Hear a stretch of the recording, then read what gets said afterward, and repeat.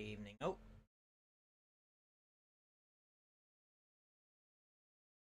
welcome, Mr.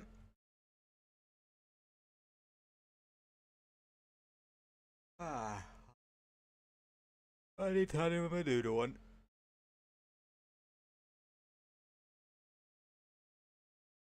Guys, no, I really like to just bow straight into things.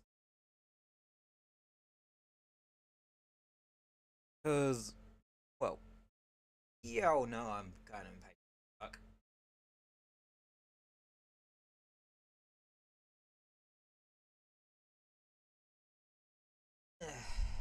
Stretch, stretch.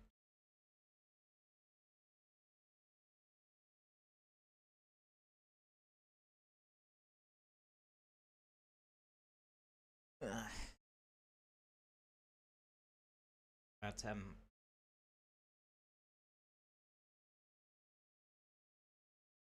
it is.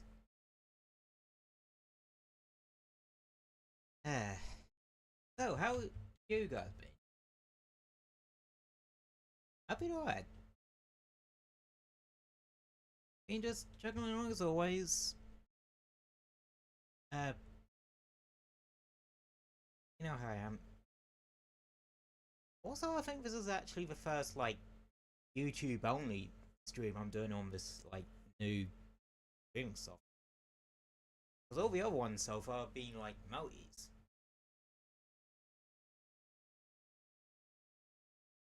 As well, yeah, um,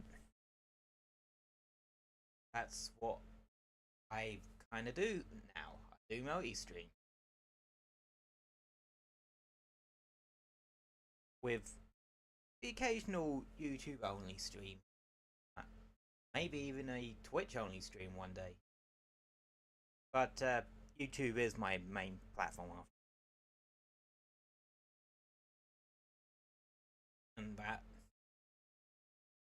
Uh,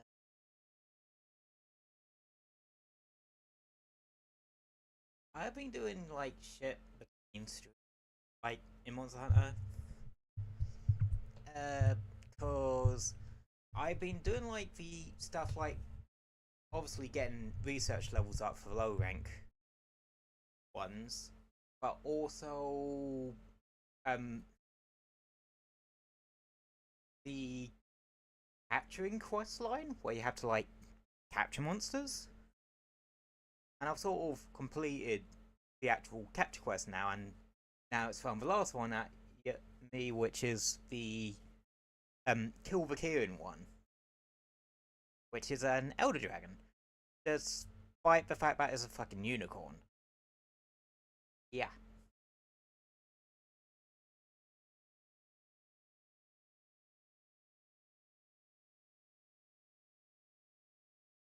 Mm.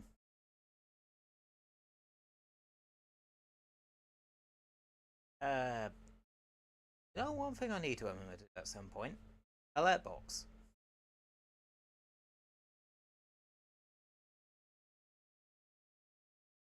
Uh, I don't have an alert widget in this setup yet.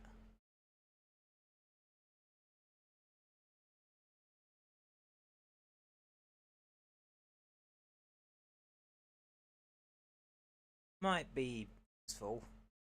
More so for the Twitch side than anything else, because like you got raids, bits, yada yada, etc., etc. And again, you do kind of have stuff like that. YouTube side with like supers and that sort of thing, and like stream donos if you have those enabled. I don't. Ah, here we go. Trail. We should check every region. You can go Yep. on an expedition or an optional quest. Take your pick. Okay, okay. Yep. Game audio's up.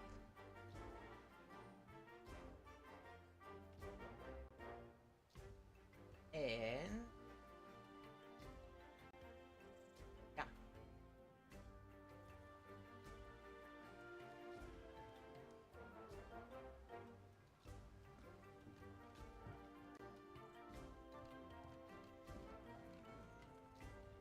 Okay, yep. It's just warming itself up. What does it say on the event schedule? Like, alright, like, all event quests are, like, available all the time. It used to be that, certain event quests were only available at certain times. Also, one thing I am immediately doing, audio settings, voice settings, turn it down to 0. Why? Otherwise the handler is going to drive me fucking insane. Cause, yeah, that bit of voice line will play every damn time you come back from a hunt. Which is super damn annoying.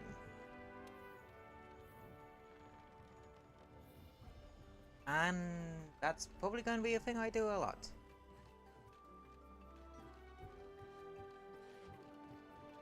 Oh yeah. Ignore the doodle, the assignment they want us to do. Now we grinding. We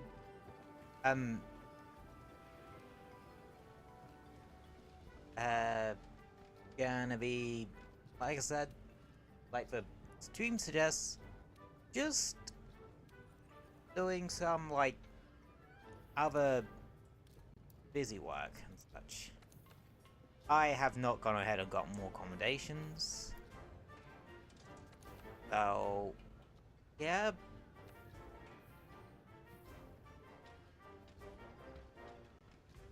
I might actually do that real quick. Because if I look at research levels for like graph loss, yeah, I still need to do some for those, and like a heck of a lot for other one.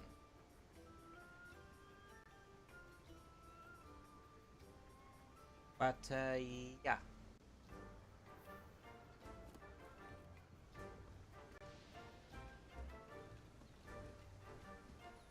Hang on. Like, can't I actually just do some of the event quests? Knock some of those out?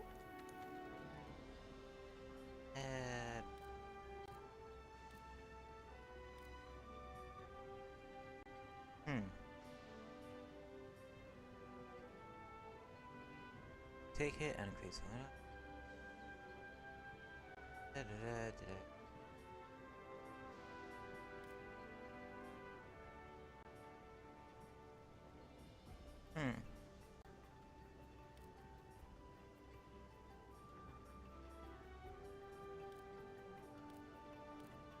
Okay. Kinda isn't there.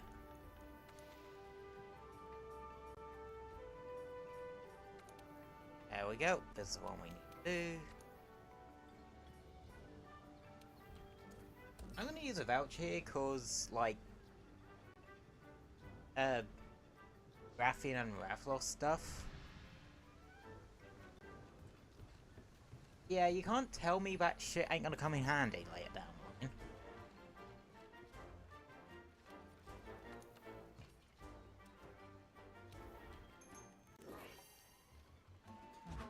And well, you can guess what weapon I'm going for here.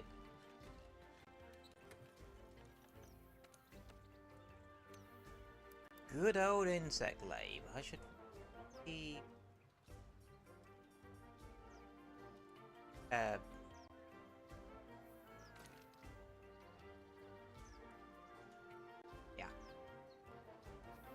And hopefully this should give us the accommodation we need to like upgrade the hammer.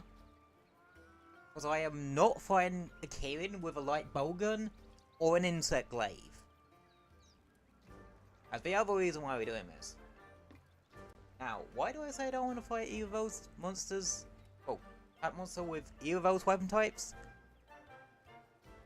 Kirin is a small, very annoying and hard to hit target with projectiles.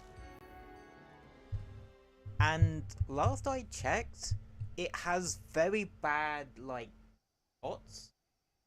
Hit zones? Or, like, uh, ranged weapons?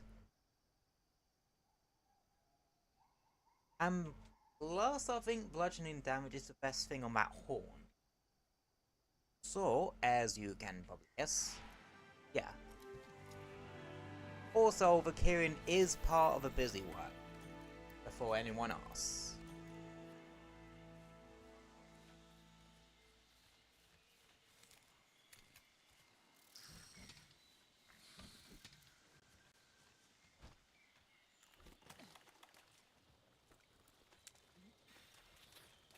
Oh, that's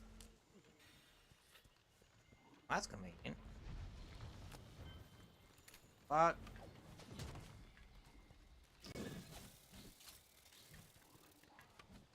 alright, where are you going, bitch?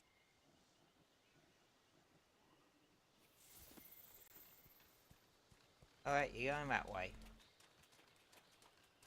And now, before anyone asks, I still haven't done any, like, Grimmelkai's stuff. Honestly, I might put that onto, like, the list. What the fuck are you? Where's this bitch going? And I thought my ass was indecisive. Oh, that's flame nuts. Don't say no to that.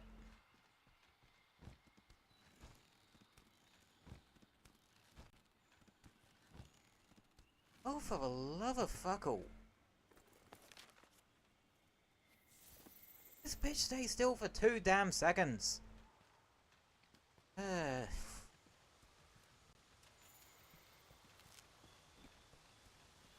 Ebus.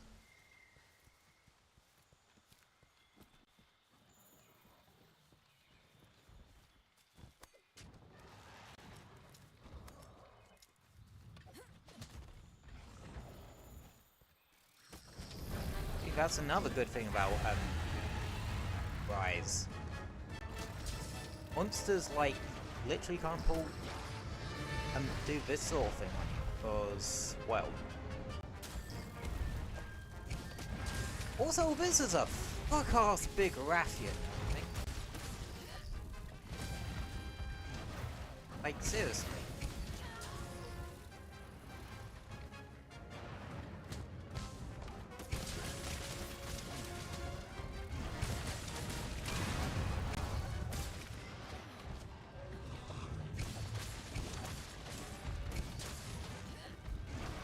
Yeah, this bitch be huge.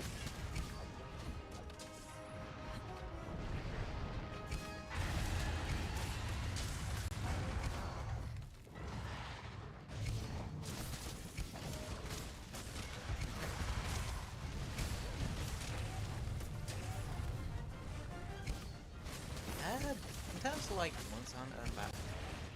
Whoa.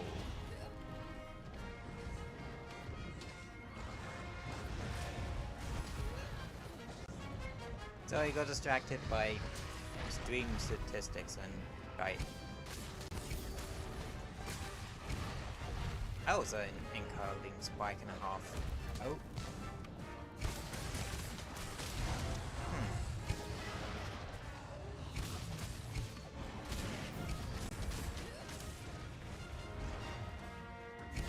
Maybe it just does that with certain games.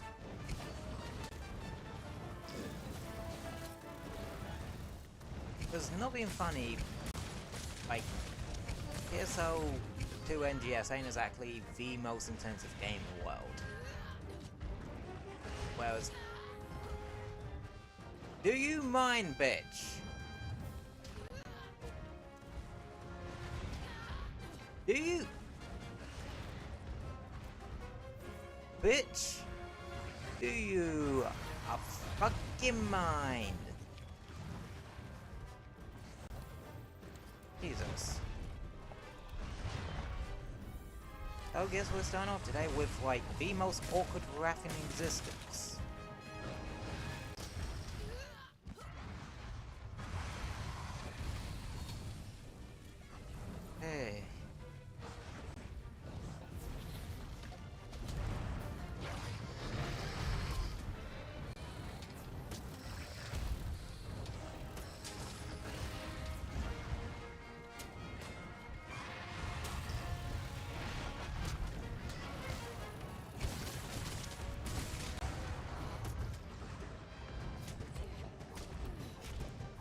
Oh sure, take me away from the damn tail. Yeah.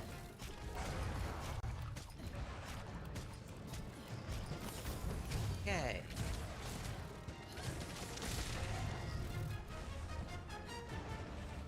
I ain't gonna ditch this, so the tail's still here. So I can get the tail.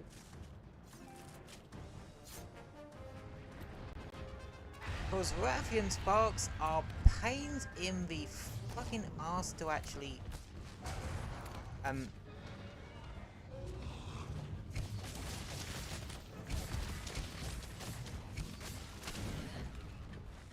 because yeah.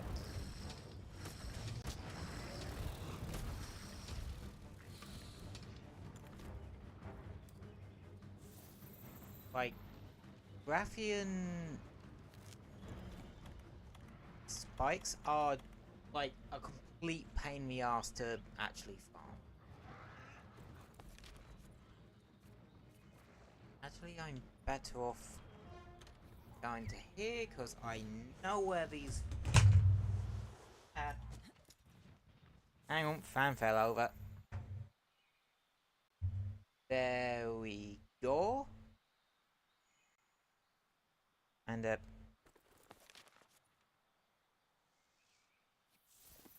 yep. Sharpie, sharpie. Yada yada.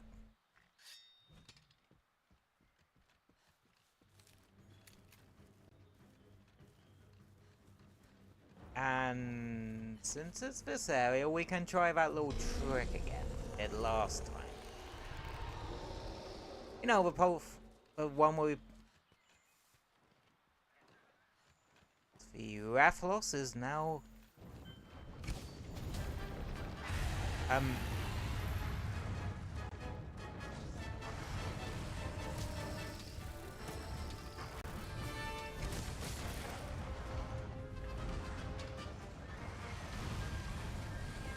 alright.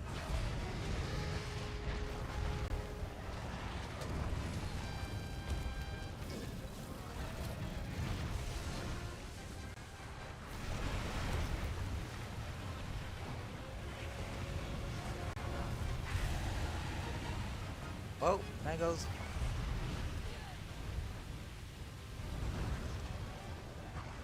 Really? We didn't get the Rathalos? Ah. Oh well. At least this makes for a bit of a clean getaway from it.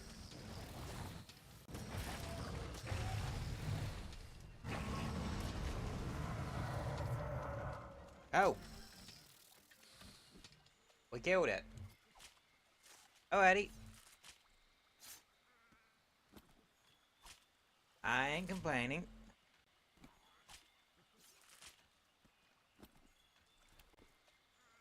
This does also mean we can quickly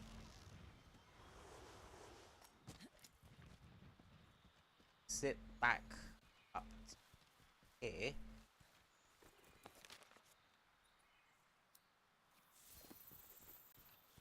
Pour. Grab the Rathalos' location.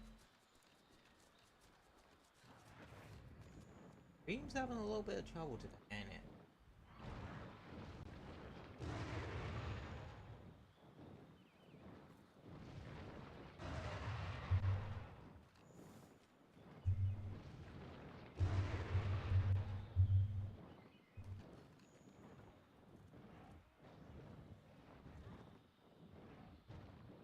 Yeah, it ain't gonna let me like sort of out with getting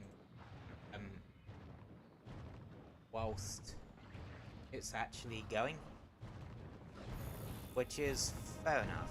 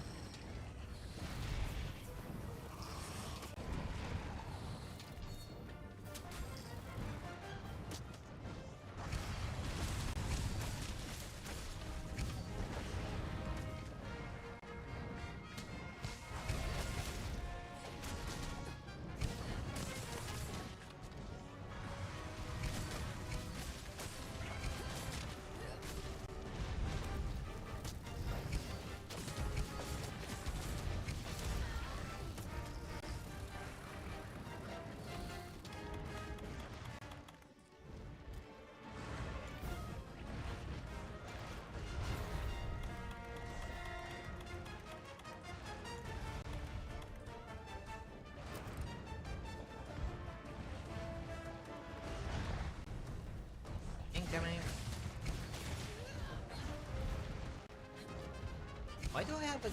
Oh, right. Yeah, I was trying to get some of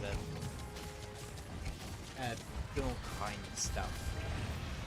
Because to get the Grimalkine Rotten title, you have to, like, have a very specific thing happen, and then you got to, like, do some other stuff afterwards. Yeah, that's the only thing that kind of annoys me with, like, I suppose not so much like stuff like that, but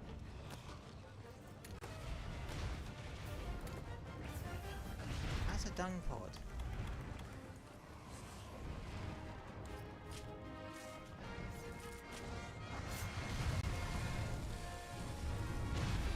Okay.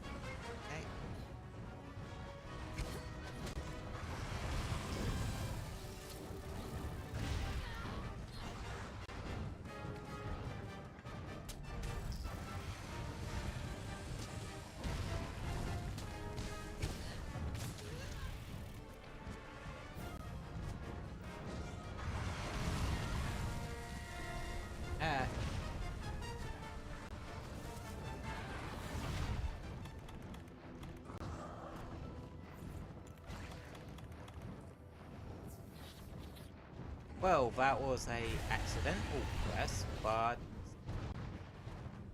still kind of helped that, didn't it?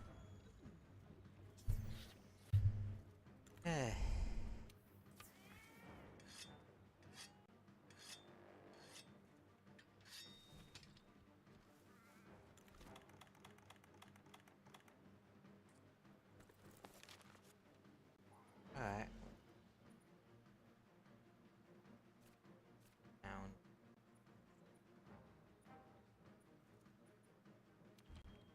Okay, that's easy.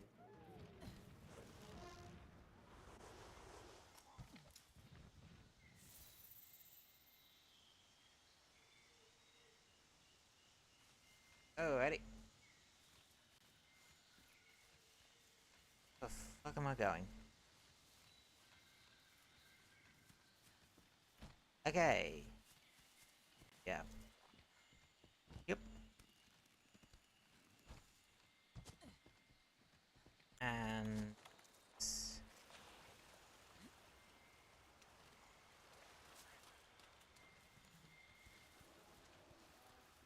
okay, it's up here instead. Ah, shit. Wrong button, wrong button, wrong button, wrong button! Shit, shit, shit, shit, shit, shit, shit, shit, shit, shit, shit, shit, shit.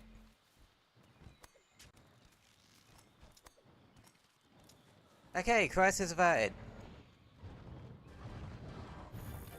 Okay. Why is my dumbass like this?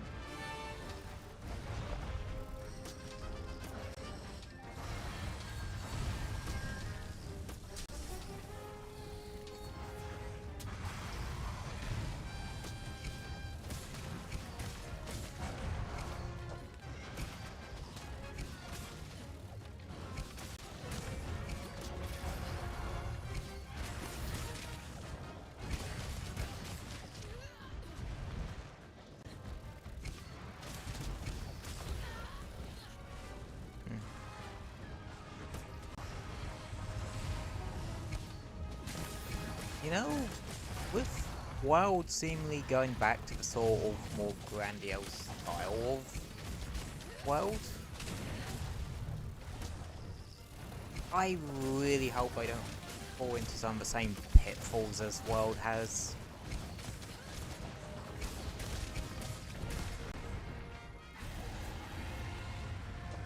Like, don't fuck up the SOS system. I kind of give World a bit of a pass with that, because, you know, it was their first time implementing drop-in like that. But, yeah, there are things about World's dropping I don't like. Mainly the cutscene thing. I think I've talked about this before, like how much that does actually greatly get on my nerves.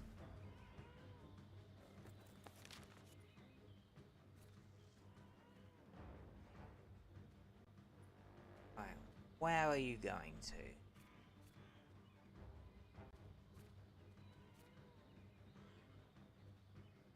Where the fuck are you actually going to?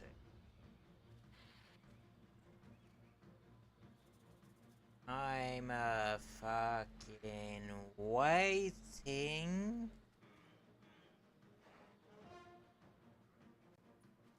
Just so you're going about your. Ugh.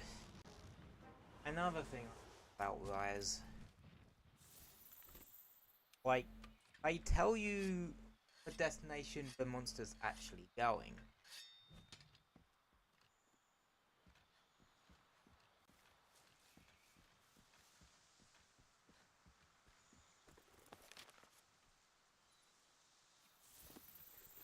No, it's actually in its resting spots. Did I bring bombs with me? I did not. Crap. Okay. Note to self, remember to bring bombs.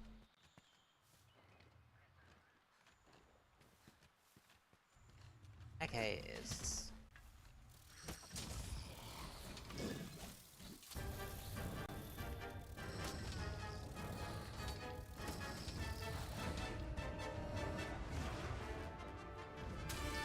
Tagged. Time to fight. Oh, was it close to death in that case? I can't recall.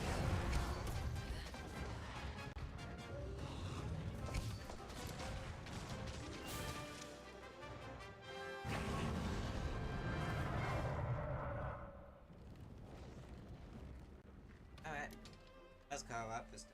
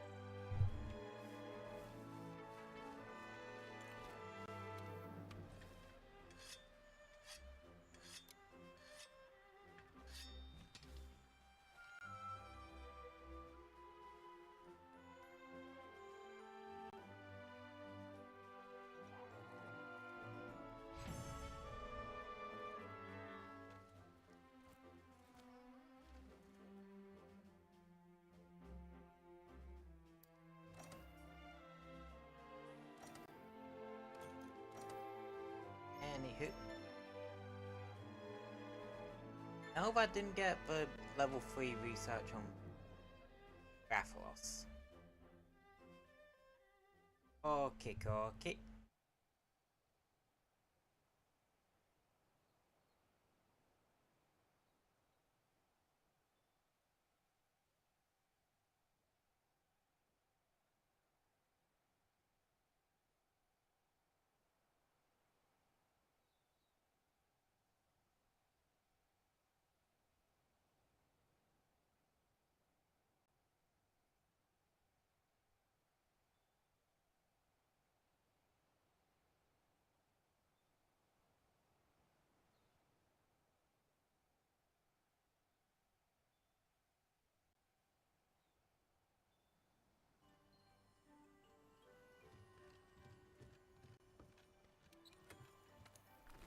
Right.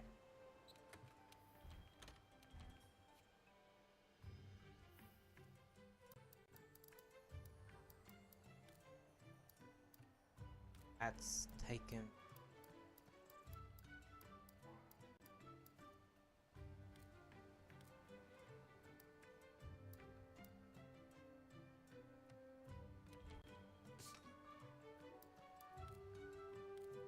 Wait, I thought I had an armor charm.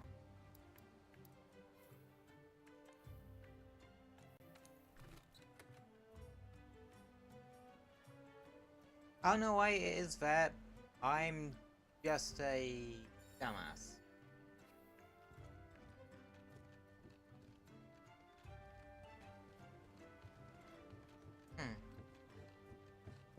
Stream does seem to be struggling a little bit. But not like to a ridiculous degree. If that makes sense.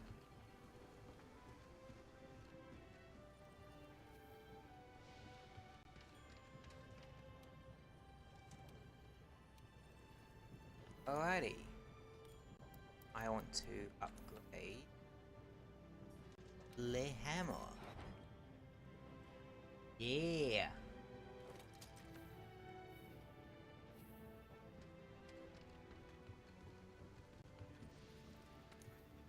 Alrighty. Now can take on bad Kirin.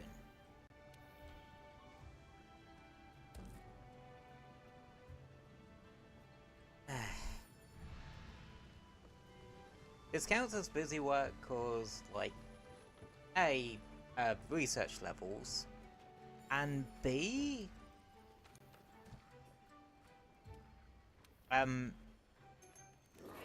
for, like, you beat it, you get a, thing, you get a, hunting medoodle. Another hunting tool. Speaking of which, I'm gonna switch this over to I switch over to alignment.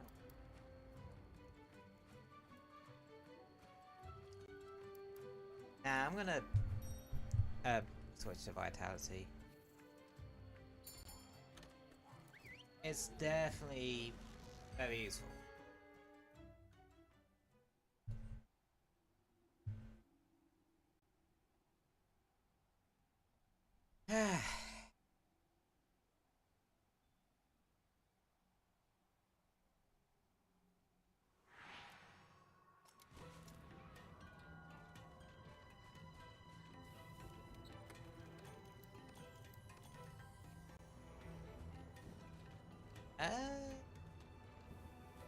Get away with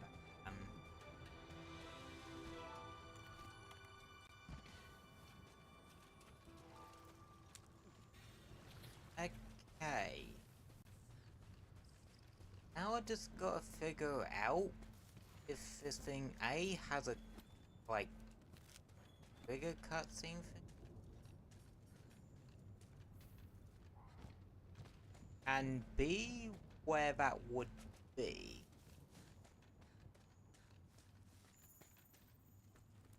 Now we got tracks for it.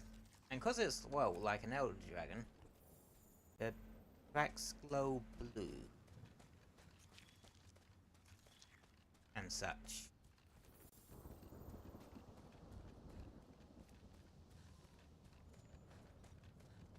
So, yeah.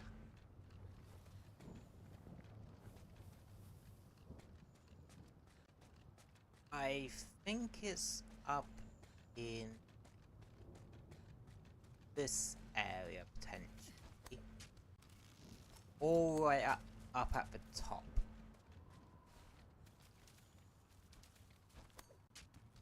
I think, at least.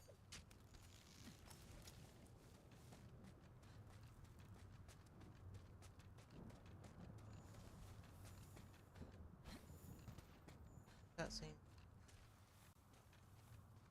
But, hard tracks, apparently. The fact that the scout flies glow fucking blue does not help me at all here. Everything is fucking blue. Okay. It is up there then.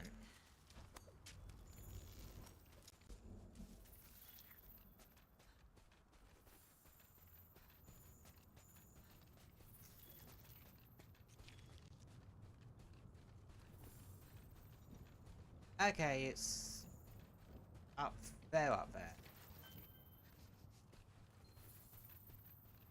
Gotcha, gotcha.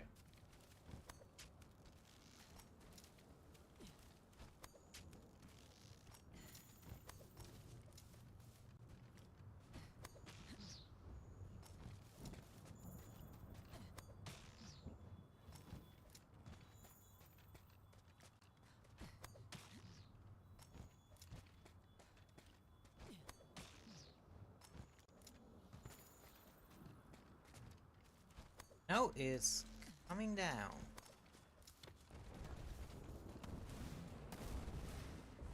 Oh, it doesn't have like a proper cutscene.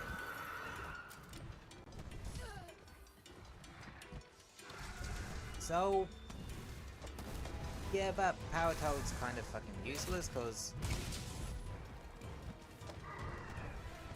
us I can help. You can't actually paralyze a Kirin. I think can paralyze.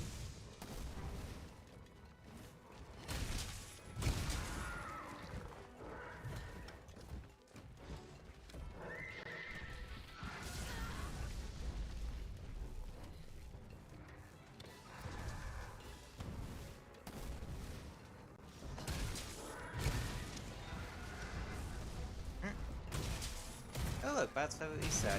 Like, bird leaf, got.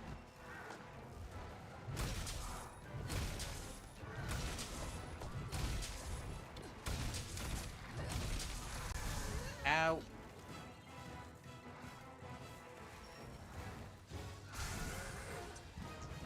Yeah, birds with paralysis.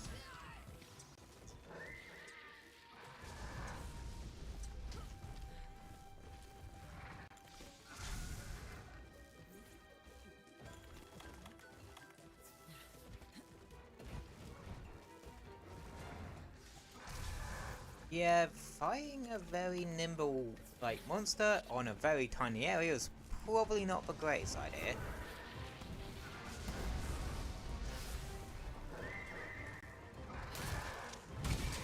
Nor is really fighting an Elder Dragon solo. But here I am. I'm not exactly known for making the best choices in life.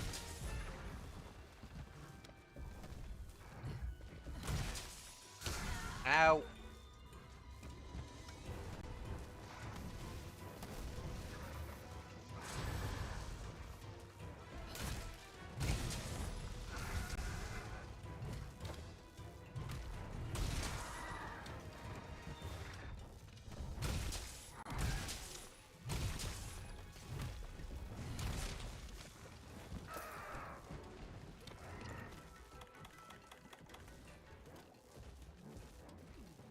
That seemed to poison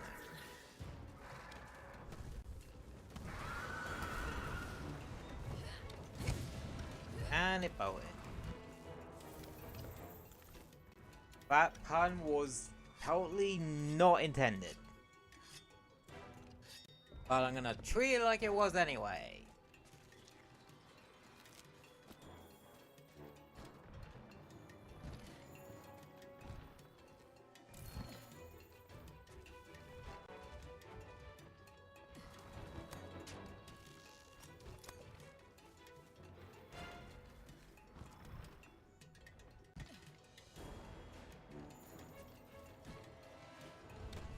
Geronimo!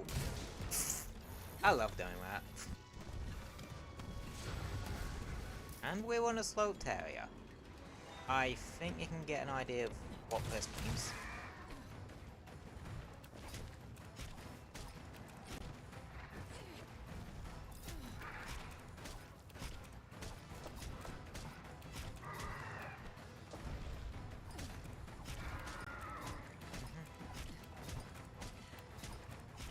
Die, die, die, die, die, die, die, die, die, die, die, die, die.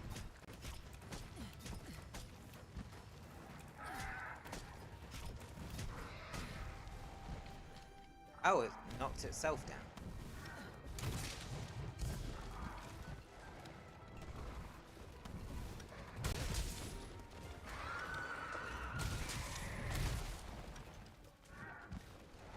Ready.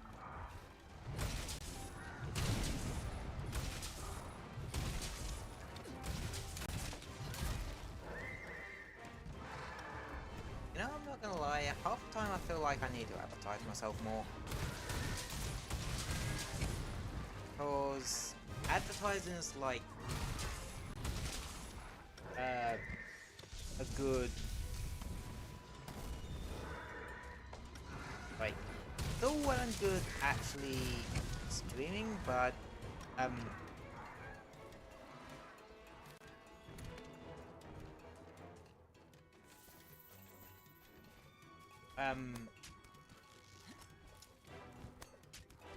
you need, well, it's all well and good having the most amazing stream idea or something like that, but if you don't like advertise it properly, then you're gonna get nowhere here. Like, it's an issue I struggle with quite a bit.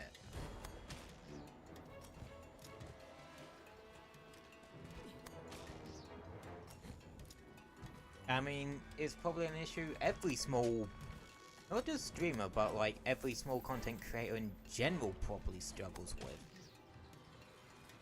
Just cause, well,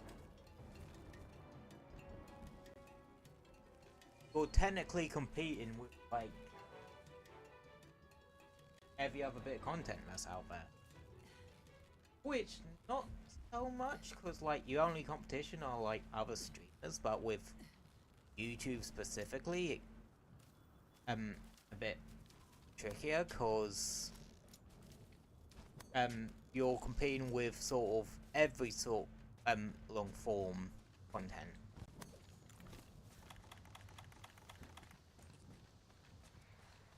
So it is like way harder.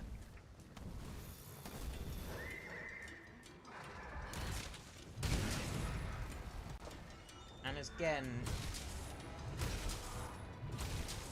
it's one of those things that can just be hard to do.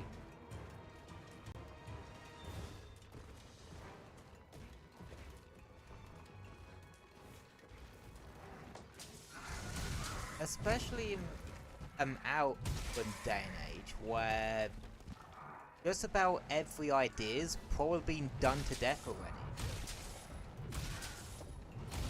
Like, challenge videos that are 20,000 back to those.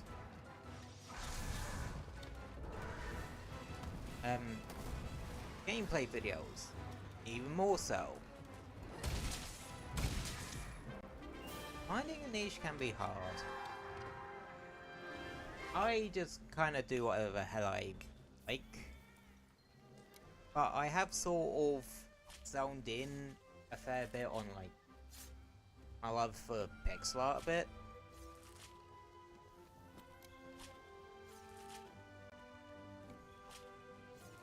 Alright, Elder Dragons, you get 4 cards out of it, because, you know, you can't capture them on that.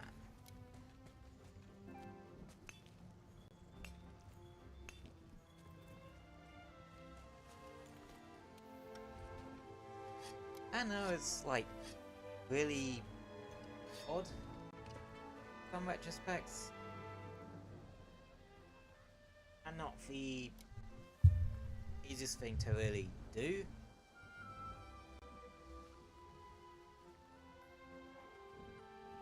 Hell, even with Twitch you need to advertise yourself.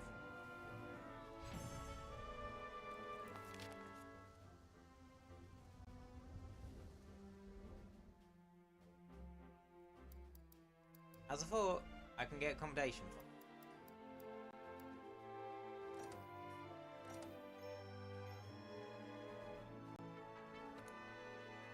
That is good.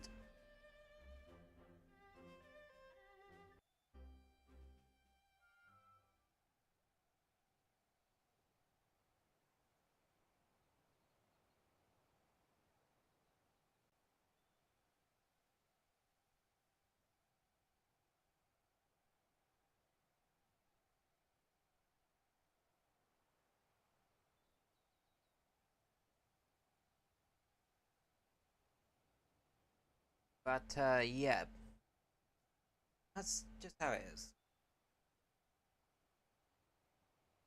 Content creation, like, not just a case of um turning something, go from there. Oh, as everyone will tell you, streaming's the easiest. Actually turning on the stream and playing the game is the easiest part.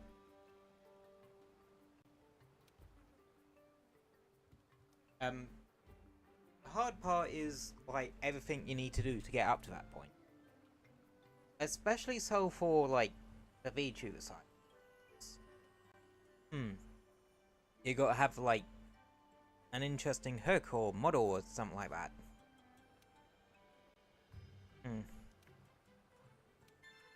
Thunderproof mantle.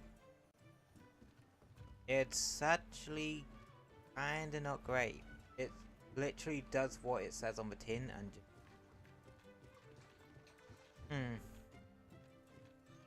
Oh, Agazi stuff. I can never pronounce this correctly.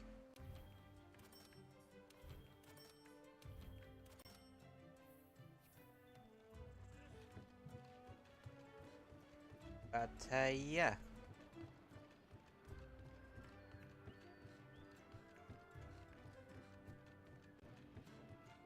Also, like, doing VTubing, if you're like doing it as a hobby, can be a pretty expensive.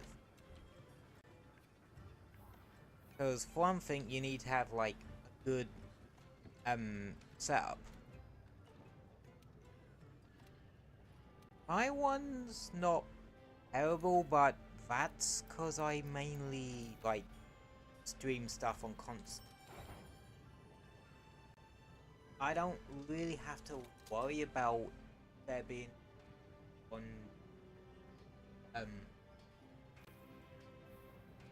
PC front.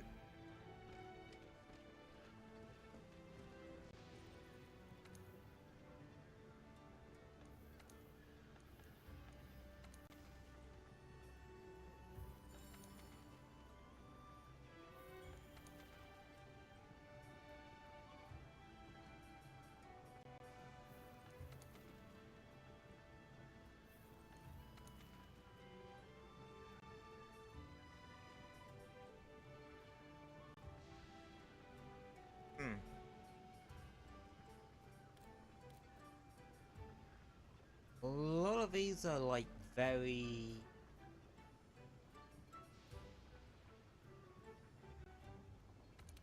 Actually, it's probably just better to tell ya. Actually, no.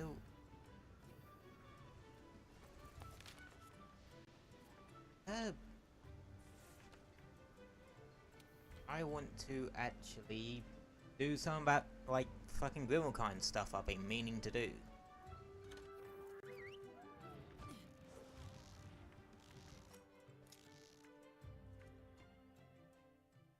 And I know how to do the ones in the Coal Highlands, which have one of the better gadgets, like, generally.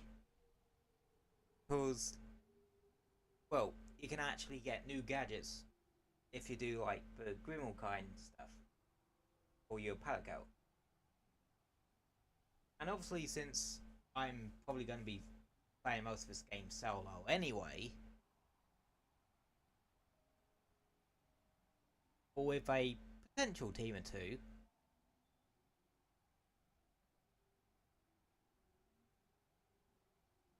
as I have had, like, one of my moves on Twitter, like,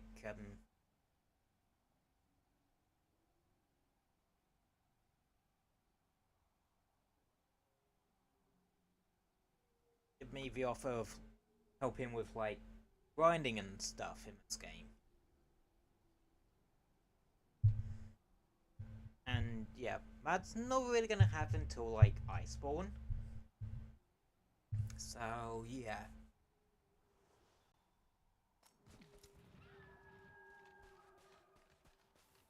See how we get there.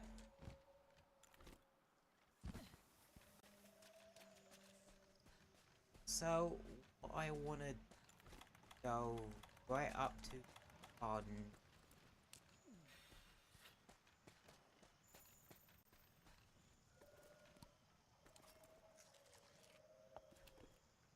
Have I accidentally gotten high rank one in? Maybe I should be able to like.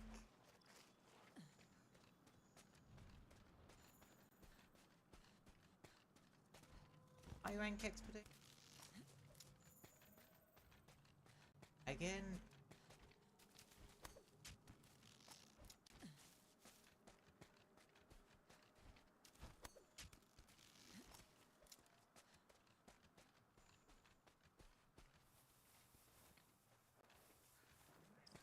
Wait.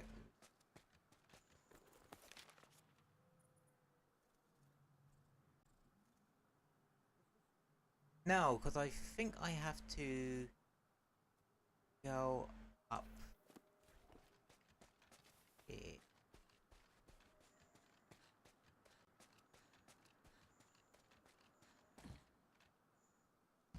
to like 10. Because you got this little bit.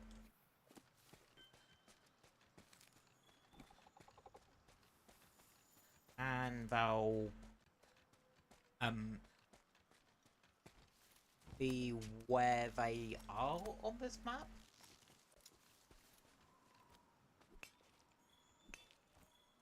My knowledge.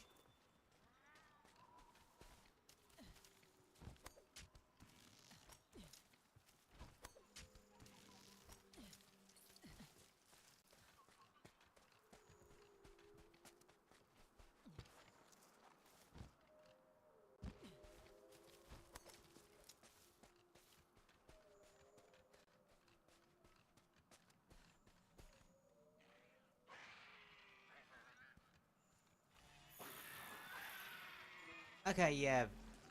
They attack you and you need to dismount them.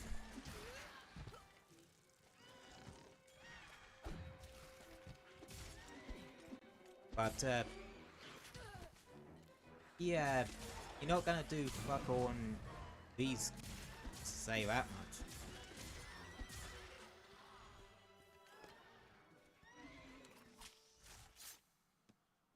Okay, so you can do this shit in like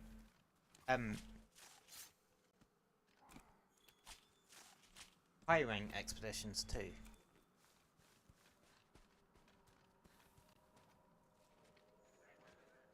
And then we just need to follow the scout flights.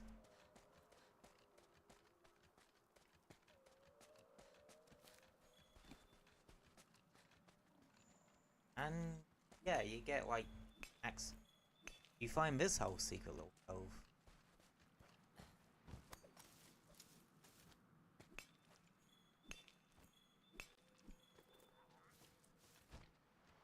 Yeah, we can like, since we're technically in a high rank area, we can really deeply get some high rank material. Alright. Yep.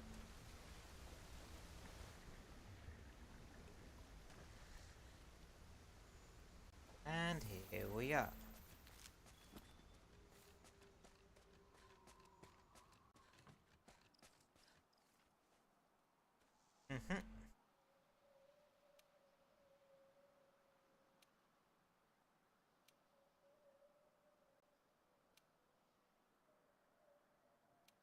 Up times.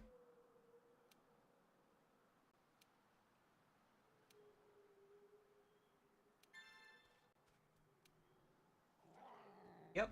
And now we have that.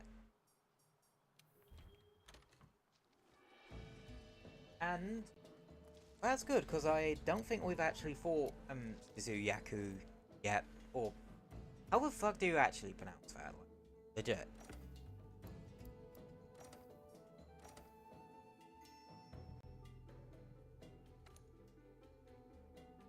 But still, I think, like, just spotting the monster in the high rank expedition as it to the optional list.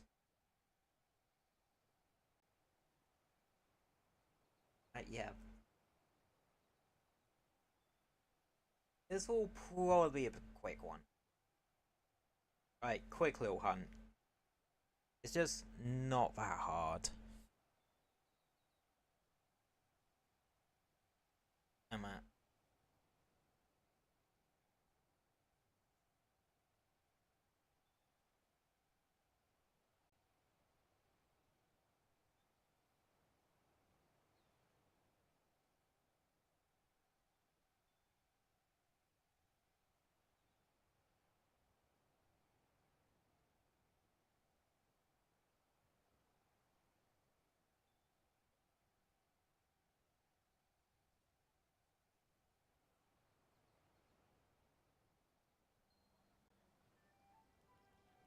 Alrighty.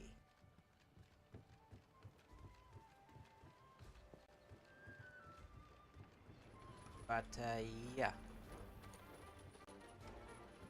Could be a nice eating. What's the doodle?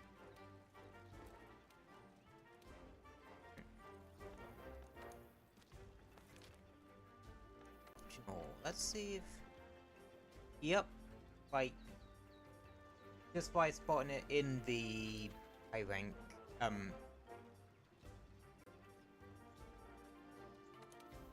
exposition, you be able to unlock the optional forum.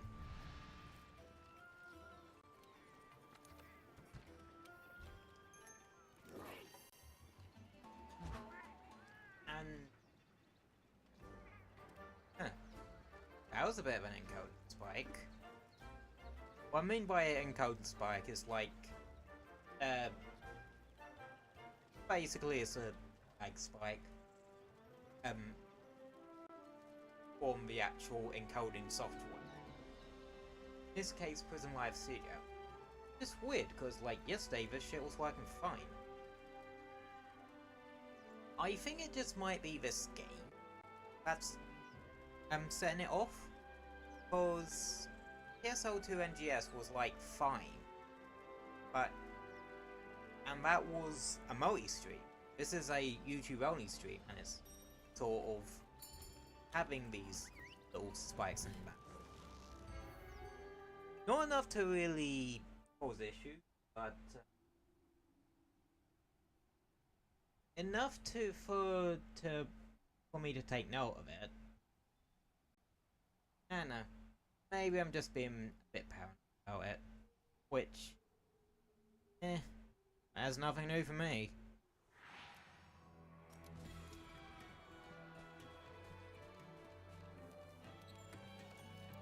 Alright, this shouldn't take me.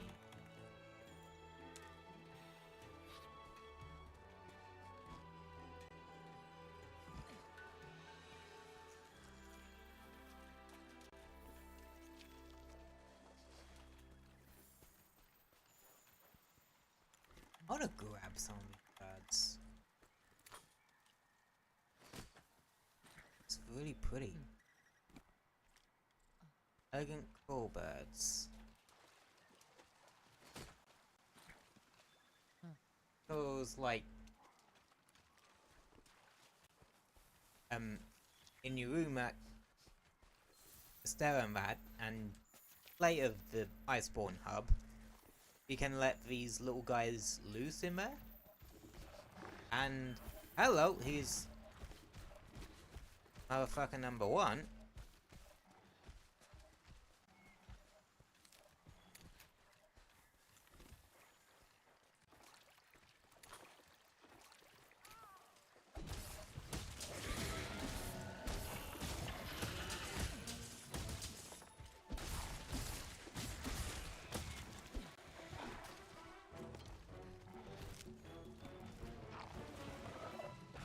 sewing material.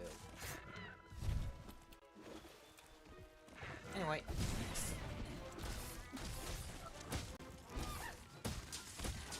Oh yeah, like, reason why this one's a good one to get in particular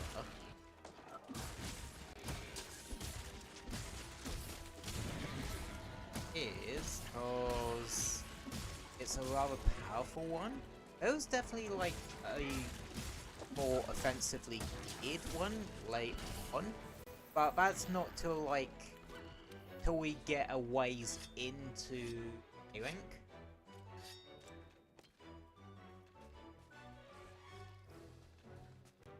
But yeah, that one's limping already, so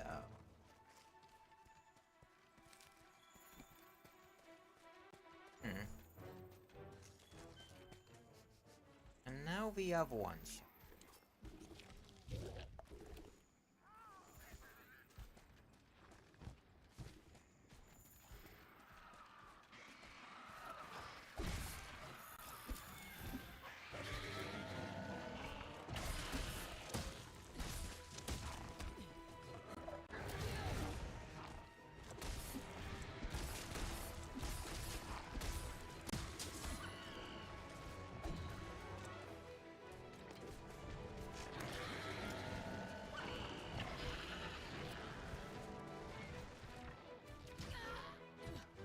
Ow.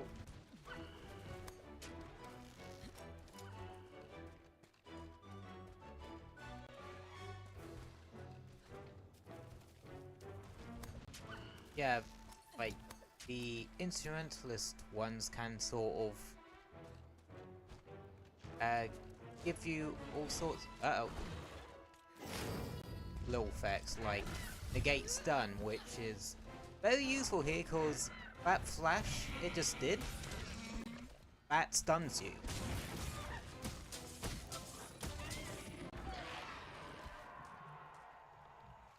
That's one down.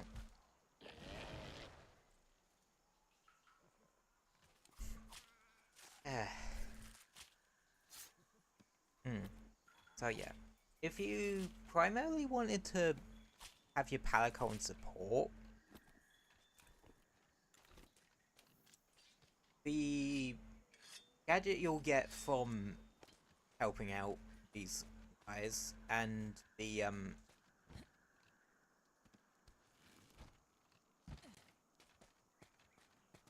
Vigor spray you get like just from default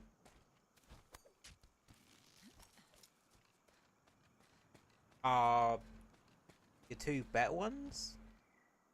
But if you're looking for offense, one you can unlock come high rank is like one you want to use, because that's like the offensive one.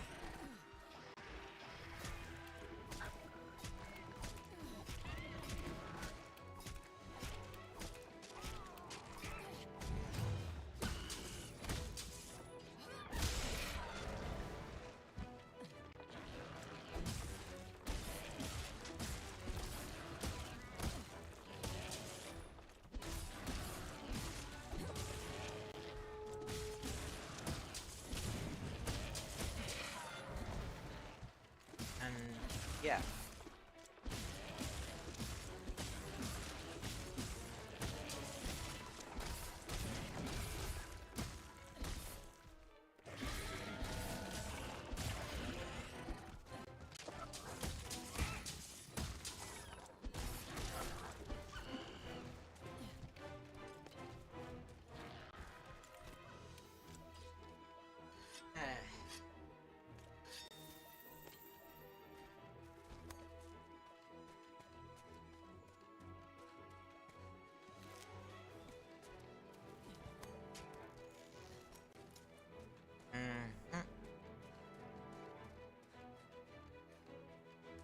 I will wait a sec for this one to go to sleep actually, just so we can sleep bomb it and be done with those whole situation.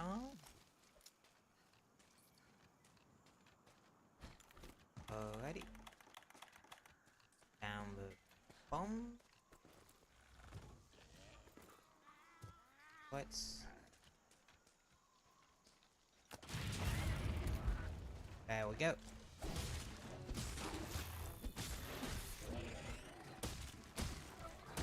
Oh yeah, breaking the head actually makes it so the actual cone the flash comes out in is way smaller. World definitely had a thing for making it so that if you broke certain parts, it actually greatly weakens the monster. Like Rathian and its tail. Which, well, doing. But high rank stuff has you, like, have a traces. Weird looking Rathian, something like that. It comes in handy.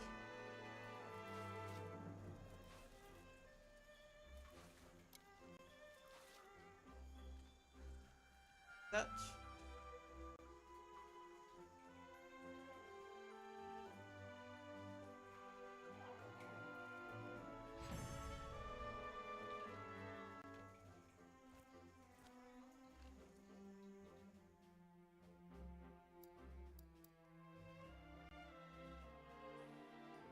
How right about it? Friendship with aliens of a new continent. Show it to the smithy and see what happens.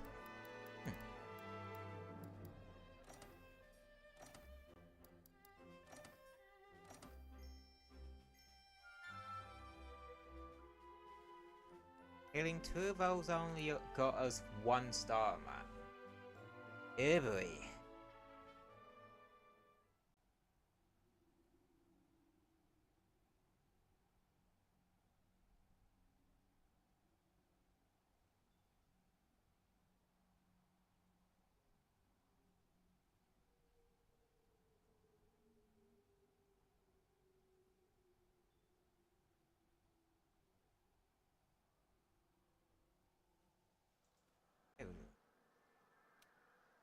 Oh, except for thanks for some.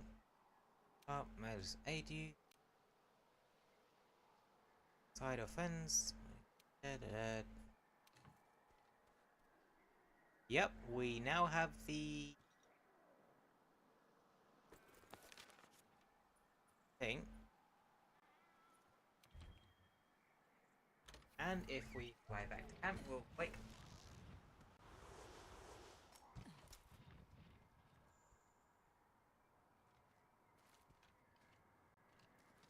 And talk to Islands, told me how to speak to Moss. Yeah, basically, we now unlock Radio Ride for this area.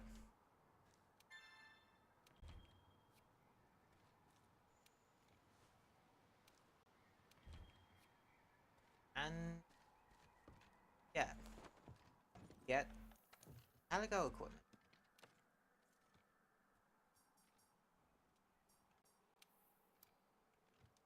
The whole orchestra. It can, like I said, this is like the other really good support one, as it gives you variety of buffs.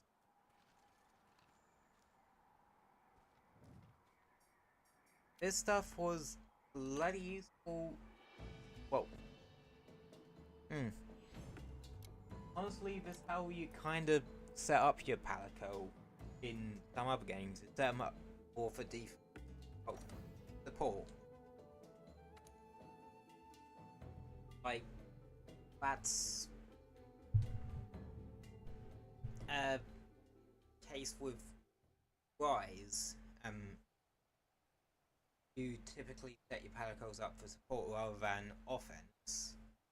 Because you had the Palamutes for the offensive bit, but that wasn't too great till like they introduced a Palico gadget, a Palamute gadget in Sunbreak that just completely flipped things on it and made it actually good. And and actually bloody good for inflicting status too. Essentially, like mounted a crossbow on your Palamute's back which that could backfires in reverse. And it shoots ya, it's gonna hurt. Like when my brain has a intrusive force, sometimes you just gotta go fucking go with it. Ah.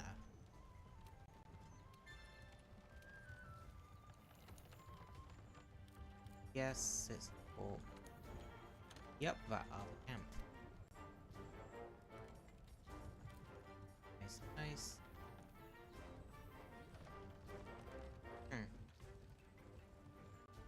Now. Let's see what investigation have. There might be. Oh, there's a Kirin one. Definitely grabbing that one. You grab.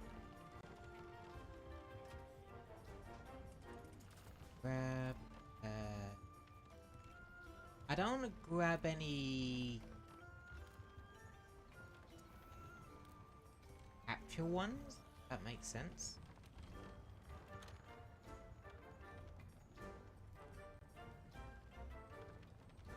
But yeah.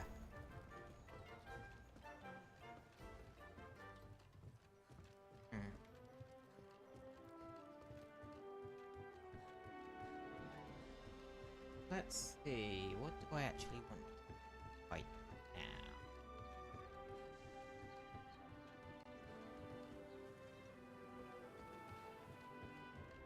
Actually, scrap that. I want to check in with, like, the research level guy.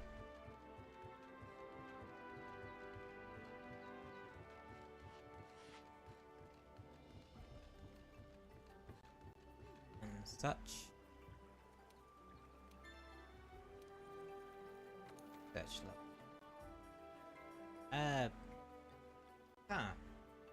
Still on 0 somehow.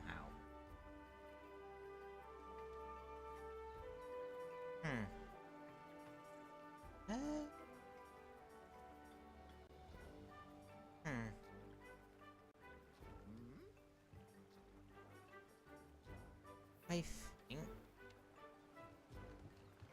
I'm going to knock out Rathlos and Oderagon.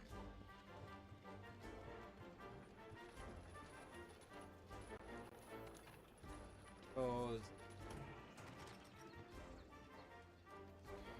those ones are at 2 already, and they're seemingly going to be. Wait, Ravenous vs. Oderagon? No. But yeah. Oh. A special unit.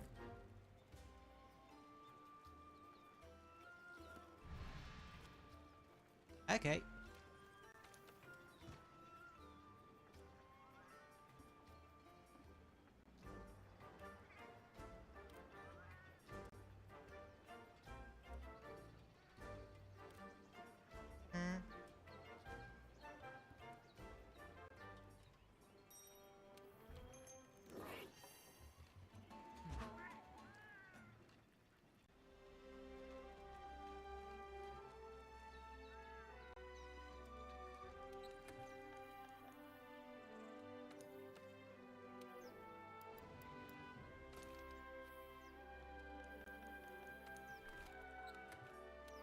This. Yes, I am using the bloody gun.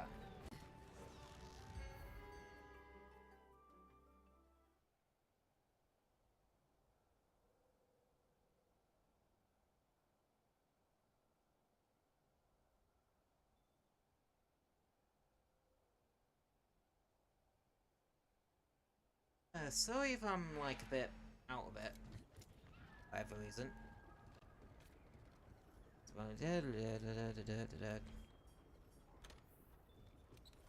Basic ads. Cool shit you can use to help kill thing faster. And this pretty cool little rope lift zipline thingy. Eee.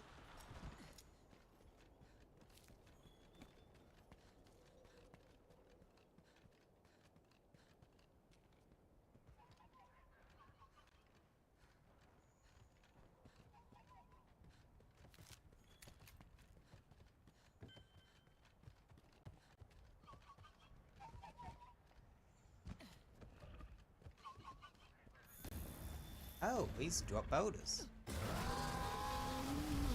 I missed.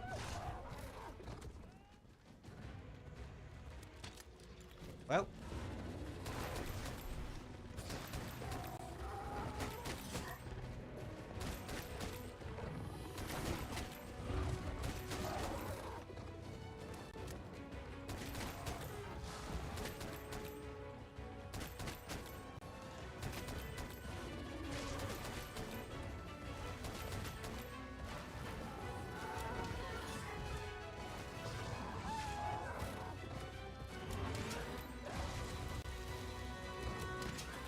Putting down the landmines.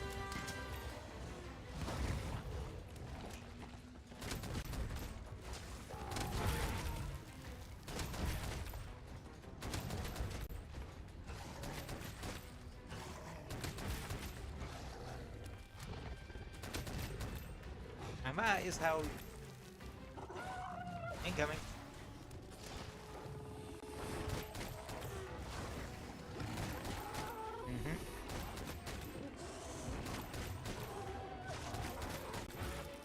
Yeah, I quite like using light bowgun against this thing.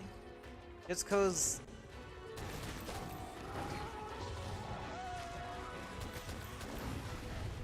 Well, I can be more mobile than it.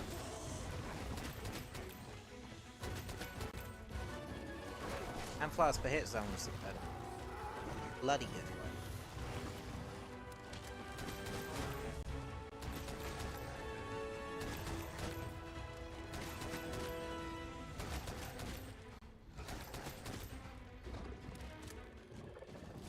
Yep.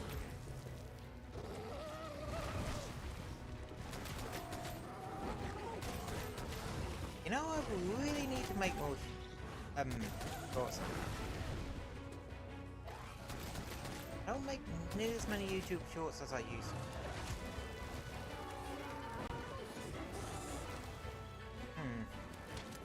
Then again, I think I just need to manage my time during the day better.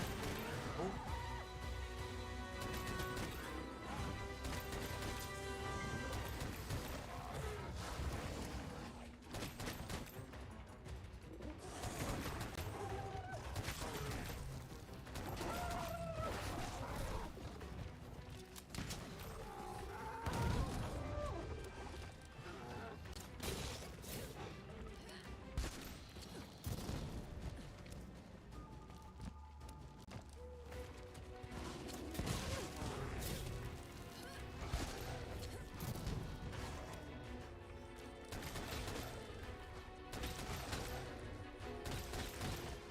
I suppose that was probably one of the good things about, like, gunners in the world.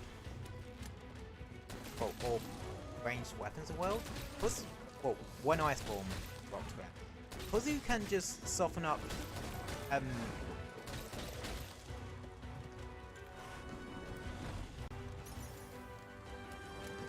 parts on a wheel.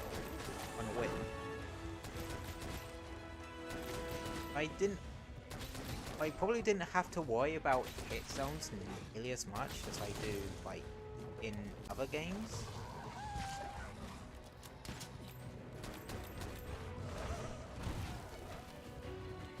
And such.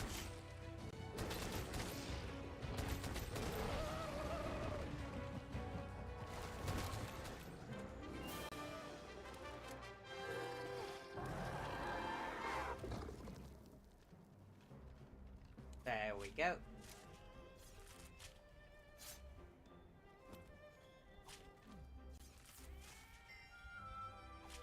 Got a plate. That's good. But yeah. Back to the time management thing, like, I do need to manage my better.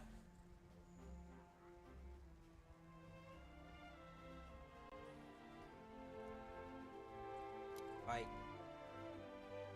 as you guys know, I have trouble with, like, procrastinating.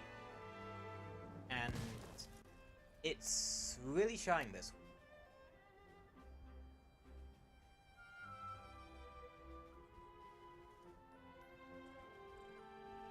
And the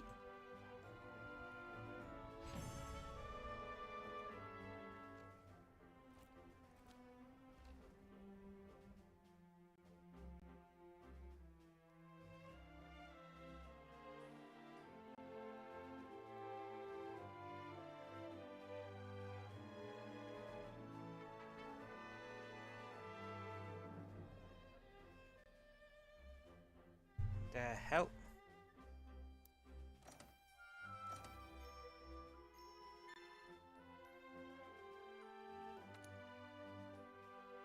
Uh,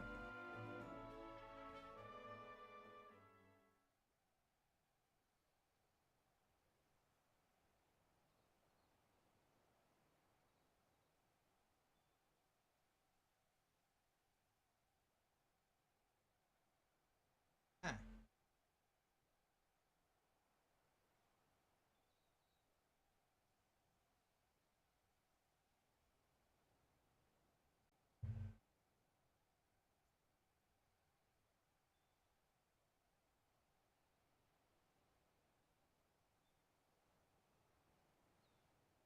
Well, that was weird.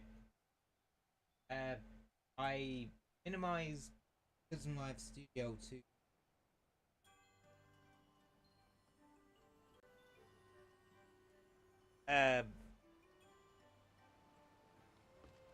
fiddle about with like PC settings, and it sort of was acting very weirdly.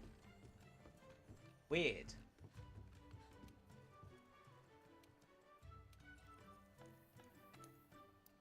Select.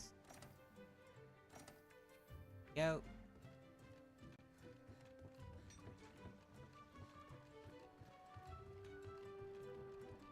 Mm-hmm.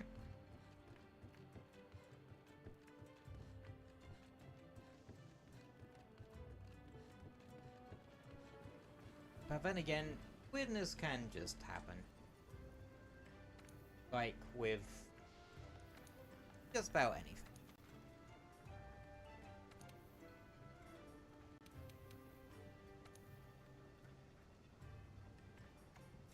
Okay.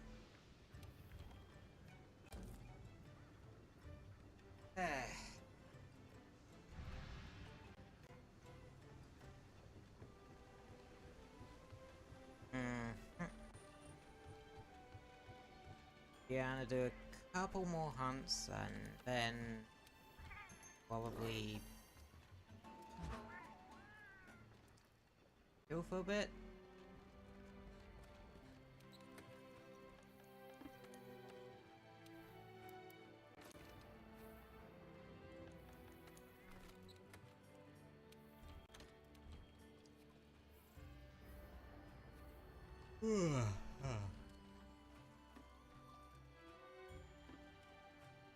Yeah.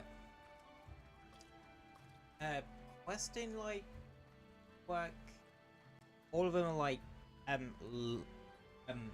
mole monster culling or um gathering quest, which, let's be honest, they're dull as fuck.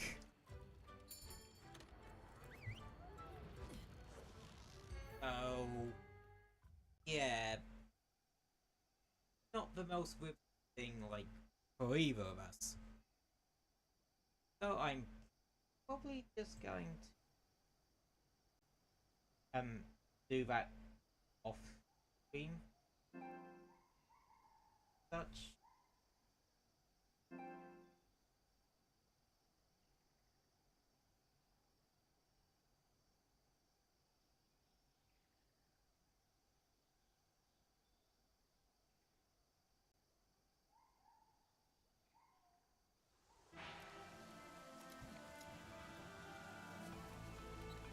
Anywho,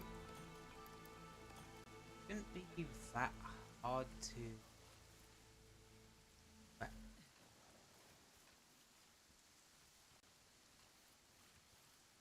Boss.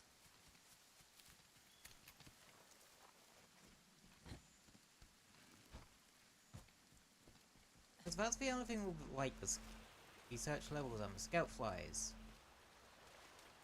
They're redundant if you know where you're going.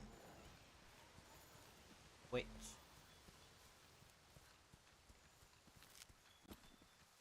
isn't uncommon after a while to actually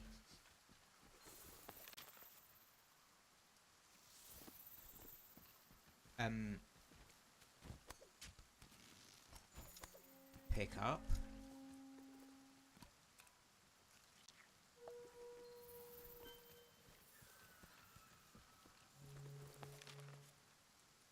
Oh, it's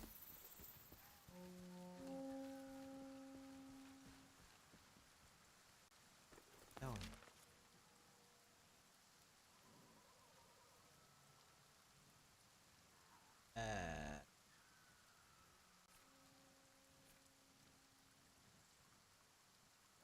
No, legit, where was it going?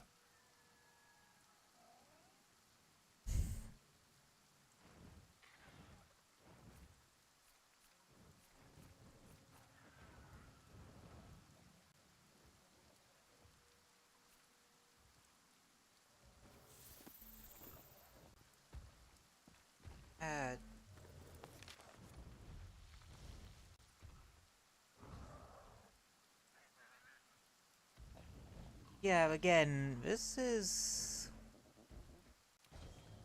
one thing I fault World for.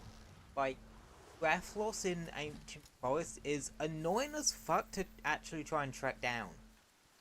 Because by the time you get there, it's already started off because it's led you on a wild goose chase with no, like, discernible location where it's actually going. Rise fixes this by making it so that you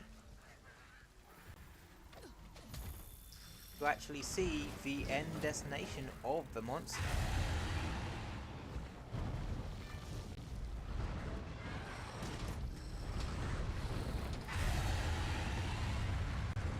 Like, ow.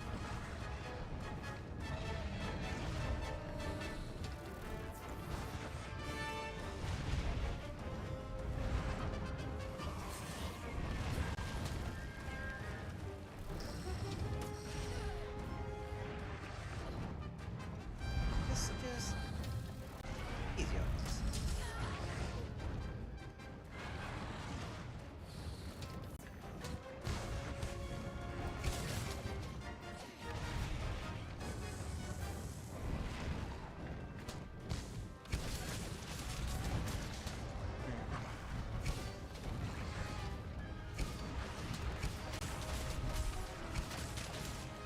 Like, this is kinda why I put, like, World and Rise actually on with each other.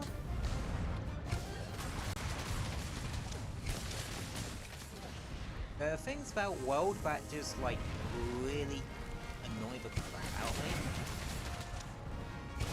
And that's, like, one of them. There's a lot of small things. They're probably just more nitpicks than anything else. But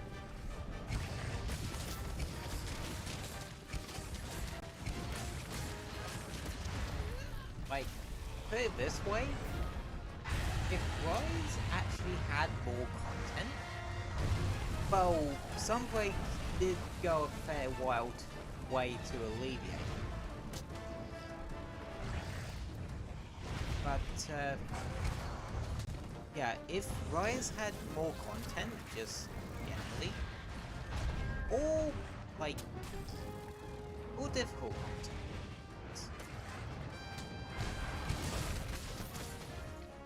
Actually,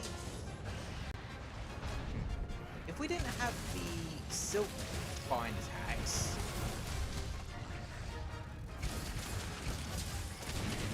I think the difficulty would be at a good spot. It wouldn't be like ball-bustingly hard. Rise, well, welcome, but as more it gets annoying rather than actually hard.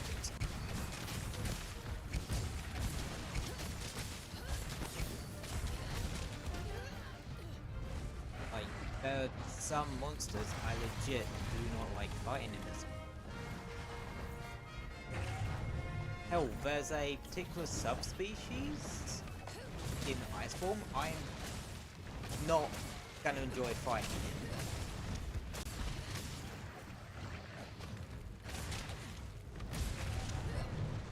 And there are like monster or two in Rise and Sunbreak that does like the whole multi-status thing way fucking better. Or are just way less annoying to deal with.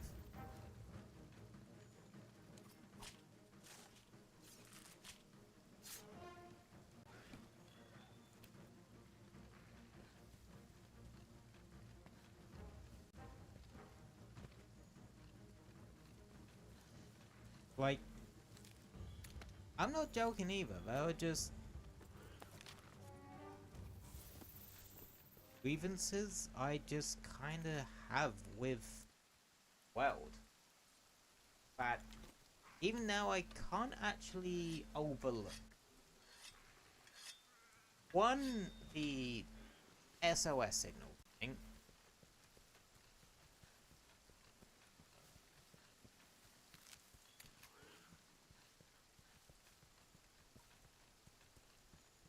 Two, like, the gimmickiness of the clutch claw and the slinger just does not work for me.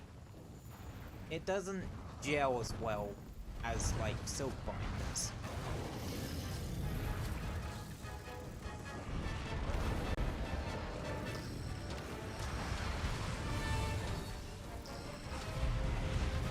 Like, parts of it Rise does exponentially. I did not realize you could actually fuck it up. Or is that just like the Jaguar suit?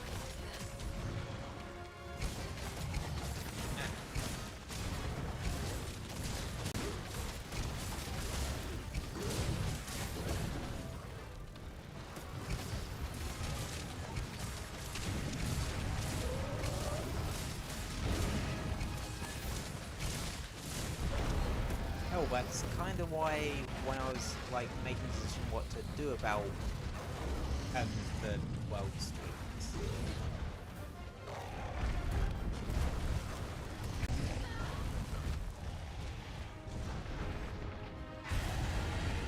I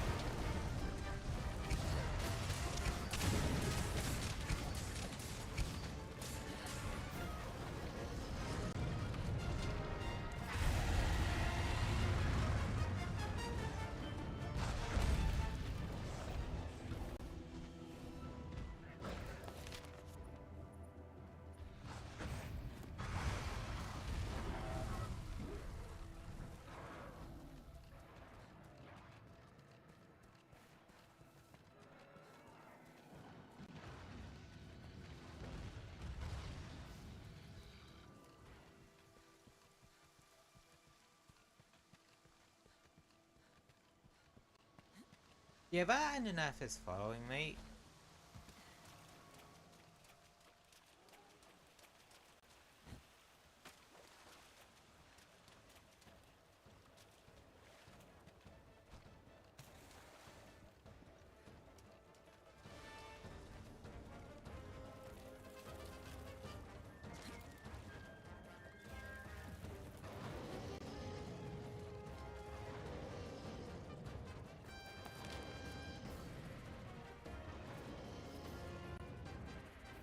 How hard is it to fucking lose this thing?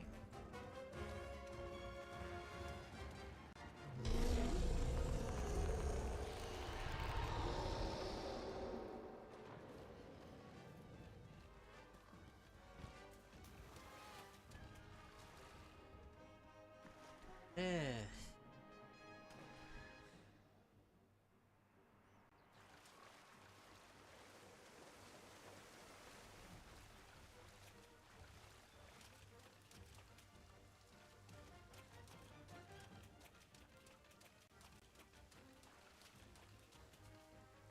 you just...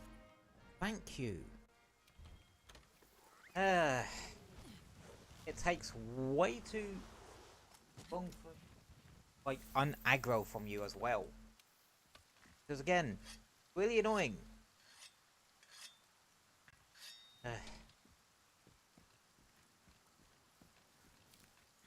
Yeah, I wasn't kidding when I said I have, like, some general grievances with this game. Don't get me wrong, I do think World is a damn good game.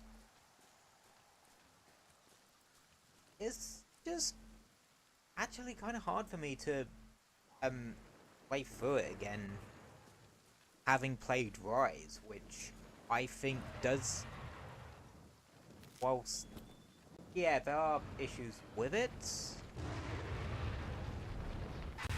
I kind of prefer dealing with those issues than World's issues. Like the SOS drop-in multiplayer things a bit forked. I prefer the structure of, like, the story stuff in the old games.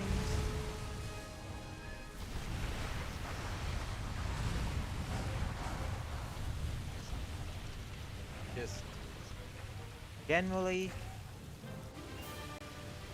that is the second time I've done this.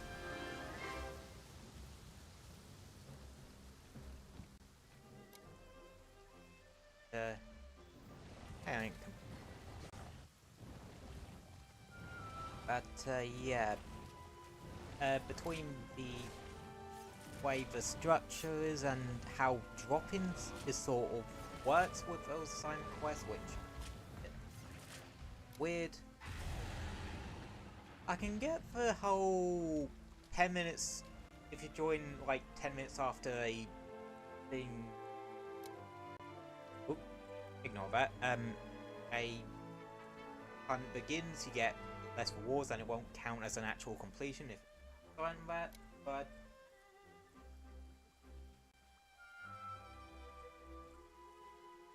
does kind of also have to rely on people actually doing that hunt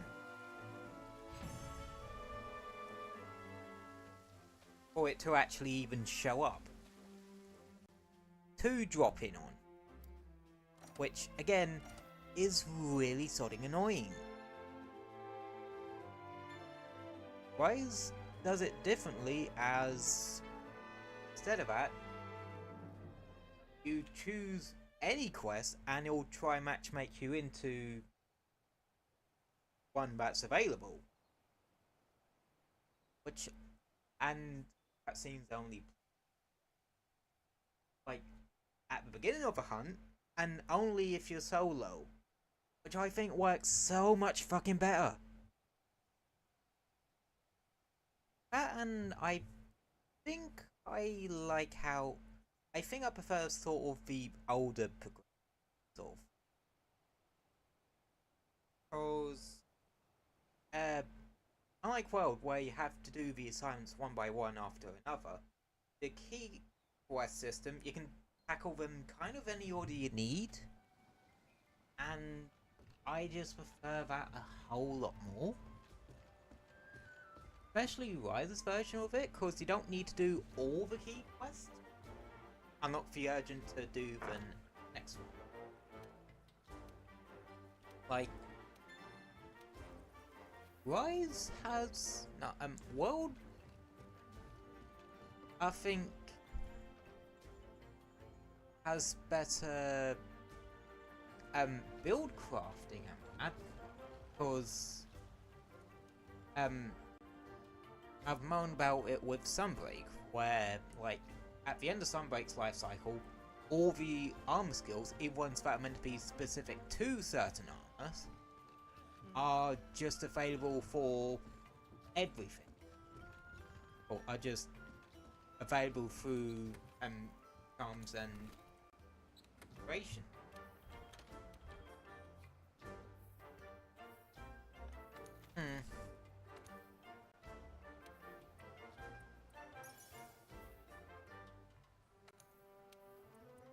Just like super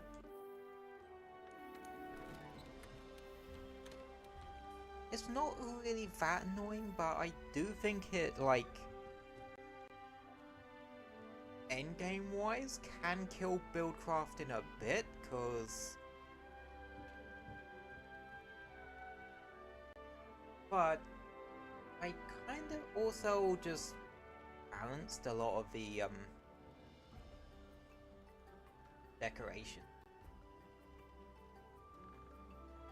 So for one, like, some more powerful ones are a bit harder to actually craft, because World's the only game where you get the decorations through RNG and craft charms. Actually, I'm gonna pull the gameplay here for now and just. There we go. Wow, that was quite challenging. But yeah, I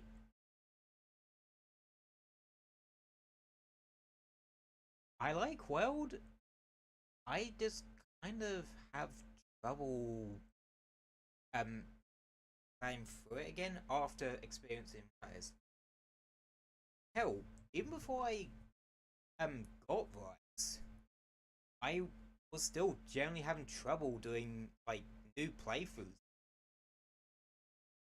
Just cause no offense. Story kind of, I think cause of the fact that it is more cutscene heavy and that sort of thing. The cutscenes kind of stop you more. It just kind of bogs things down a bit. And plus, this is a Monster Hunter game. Whilst it does have an interesting world and lore, you do not really play Monster Hunter games for the story. Like, you more so do, well, play Monster Hunter games per hunt.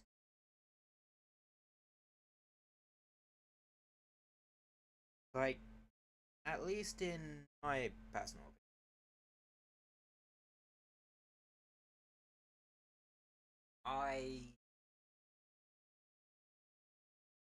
That's, yeah. I don't know. Like, you can definitely tell World was more of an experiment than anything else. I wanted to do all these ideas and see if they stuck, which some of them have, some of them didn't. And that's. And like I said, I do think it does things vastly better than Rise. Like, you don't really need to rely on the game.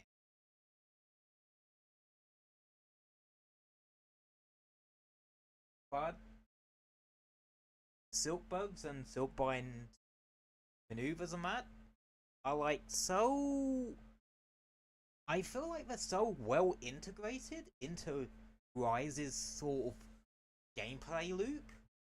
I don't feel like gimmicks. Like, um, this might sound controversial to people who really like Generations. Well, I've only played Generations on the 3DS, not Generations Ultimate on the Switch. So the execution of them was a bit more clunky. I think the Silkbind moves are actually a betterly implemented version of the Hunter Arts. Because they charge that automatically. Well, they're on a recharge rather than you having to charge them up by attacking, which I think helps make it feel more natural. Because requirements for, you didn't have to sort of babysit, if you will. I think that's another reason why I don't like the clutch claw tenderizer mechanic, because you do have to babysit it and well, babysit a bit more and uh, you know, reapply it every so often, whereas like with the silk charges, yeah, since they're automatic, or automatic recharging,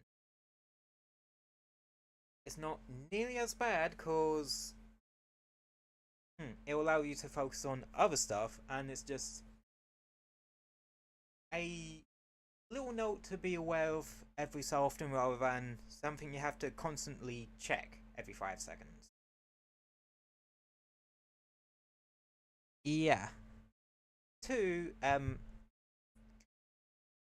panels are fucking amazing.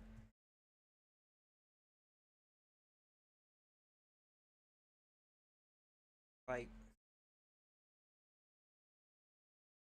mm, I not actually a big fan of World's mountain system. I prefer how it like for the actual mountain itself. I prefer how it was pre-world, where you just all you had to worry about is thing on a monster when it tries to shake you off and just fill up that bar, which you can actually bloody see. Whereas with World, it's up in the air if you're close to actually doing that mount finisher. Uh, Rise is Wyvern riding. I think it's actually a very bloody interesting take on that whole mountain system. Because do you um use a monster's abilities to advantage to soften up monster? Um, in like a multi-target hunt, or do you slam it into wall or another monster? And that it's there's a bit more like to it. Uh, like well, like I mentioned, I think World has better build craft because yeah, making decorations RNG was a terrible fucking choice. But the set bonus thing was a good choice. And that's one thing that actually annoyed me about Rise when it when Sunbreak came to the end of its life cycle, well, content cycle, because over time all the like skills, which were proper skills rather than set bonuses, for that were unique to certain armor sets, no longer became unique to certain armor sets, which yeah, obviously was very annoying because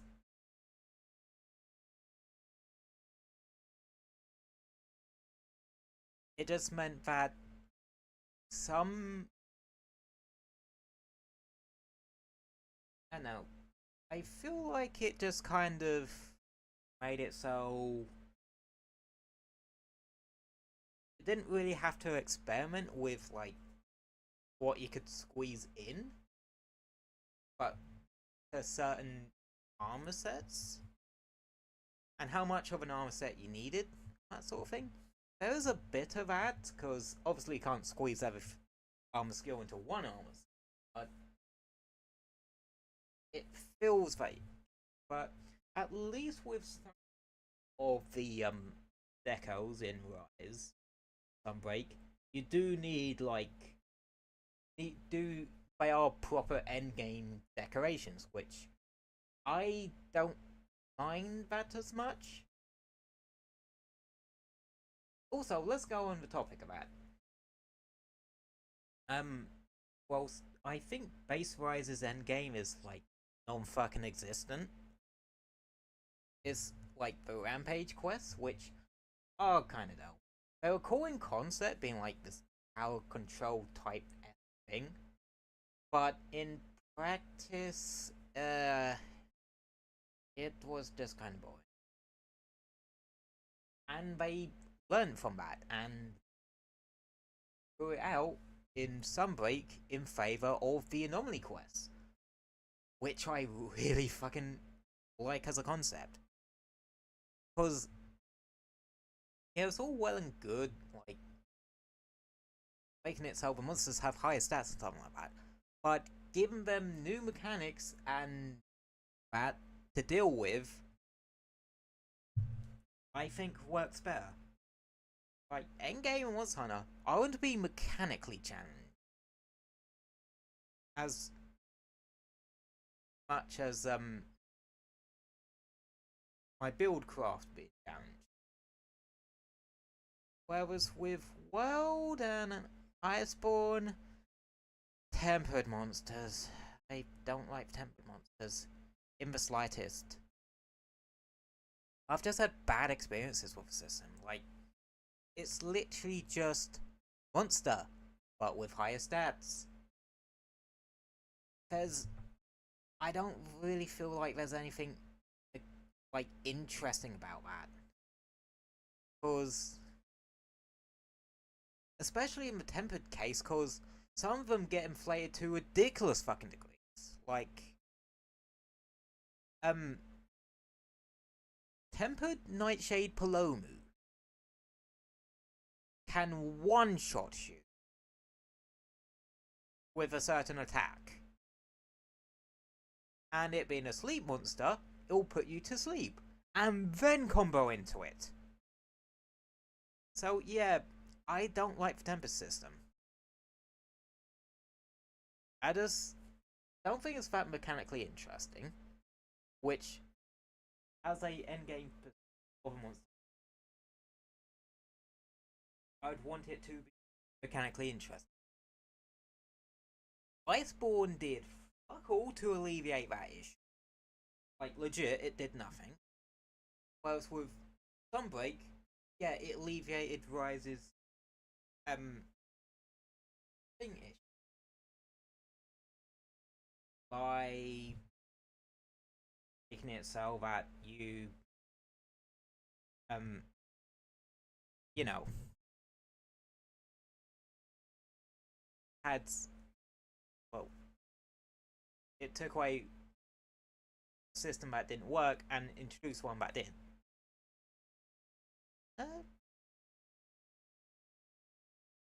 Plus, I think there's like other reasons why I really like Rise. Like, don't get me wrong, I do like the grandiose scale of Monster Hunter World. It does make it feel like a genuine fucking adventure, but when in Monster Hunter games, like, you end up fighting either the top dog or an elder dragon at the end of the story.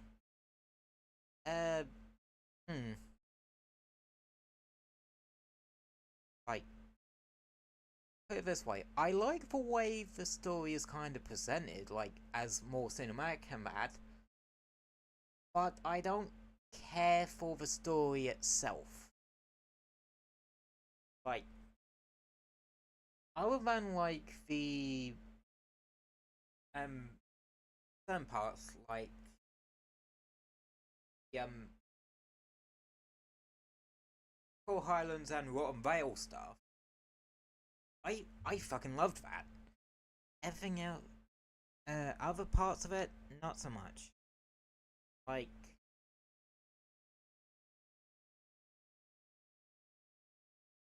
and honestly, I didn't really care for the characters. Like, I do appreciate them trying to make characters with a bit of personality. Like,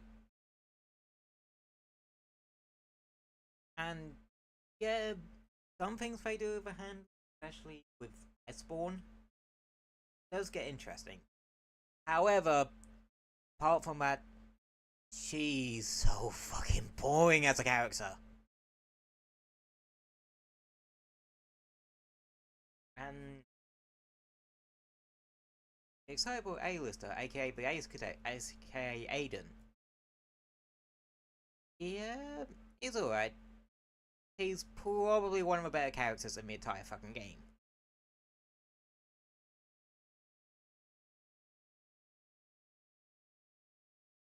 And with the Huntsman, it's more of a theory about around him that's more interesting than him as a character.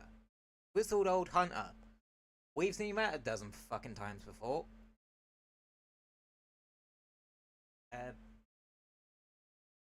Whereas with Rise, I feel like the characters actually have character. I think part of that has to do with the fact that they actually give the characters proper names in that. A practice they would retroactively do with the Ace Cadet slash Cyber A-lister by giving him the name Aiden in like Monster Hunter Legends of the Guild. But that's technically subsequent media, and the whole giving Monster Hunter characters actual names is kind of more of a retroactive thing. Which is weird because, you know, Stories 1 came out, Monster Hunter Stories 1 came out before World, so, and the characters there obviously had proper names. So, yeah. Also, I heard about, that's getting a remaster type deal on Switch. Not entirely sure how to go for it, because honestly, what I know about some of like systems that in this game, that one, Stories 2 just does better. Like, from what it looks like. Again, I never played Stories, but I don't think I could.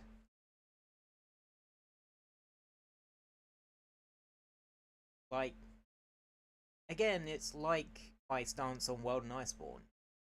I would like it, but it would be hard for me to get through it when there's a Monster Hunter game that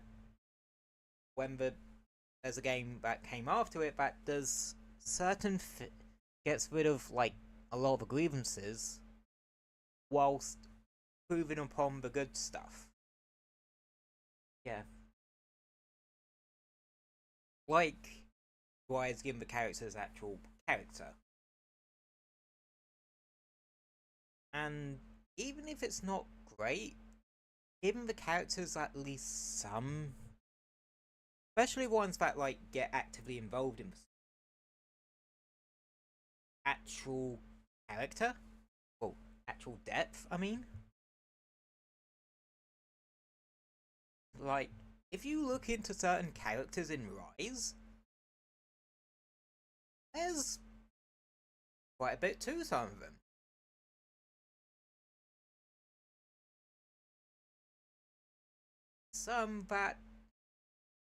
Some bits of backstory on some of the characters in Rise gets actual fucking payoff.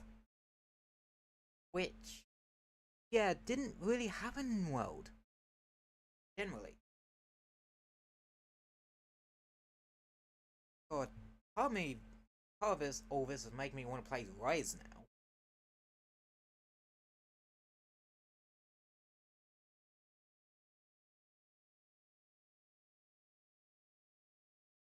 Yeah, just cause. Well, so I like World's ambition more, and like some of the locales are miles better than Rise has. Uh, the actual layout of some of them, yeah, I prefer Rise's ones. Because it goes for all that more stereotypical Monster Hunter, like, flat area design. But, I think it works with a sort of interconnectedness of sort of world style design. And you don't get issues like monsters, like fighting monsters in really awkward places, like areas with a crap ton of slopes. Because, yeah, no offense, those can be really damn awkward to fight on. And it sort of makes me appreciate, like, the flatness of a lot of Rise's locales. right in the areas of actual battle monsters. Well, some of the ones in Rise can be kind of dull. Frost Islands. Yeah, honestly, usually I don't mind ice locations in Monster Hunter games. Hell, I love Iceborne's one. I think that's probably the best ice location we have in the entire fucking franchise. But Rise's Frost Islands is, I would say, one of the worst ones. It's just kind of boring. Uh, oh, on Rise's locales, like they brought two back from the third gen game. I kind of have a bit of nostalgia for it because, you know, my first Monster Hunter game was 3 Ultimate, so of course I'm gonna have some fondness. But I think they legit gave him a damn good facelift. As for the lava caverns, like their love locale, oh my god, I'm in fucking love with that one. Like, it just works. I don't know what's about it, but it's one of those like lava locales that its entire identity isn't just lava. There's one in in World. I'm not gonna spoil that does like similar sort of thing, but in a different way. But yeah, lava caverns in Rise, chef's kiss. That's how we do a lava area and make it interesting. And then there's like Sunbreaks too. Yeah, Sunbreak introduced two like proper ones. One is a place where I brought two back from a previous generation. Sunbreak brings back the jungle locale from like I don't know if it's like the original or the Monster Hunter 2 or whatever the fuck it was actually called. And yeah, it was not bad.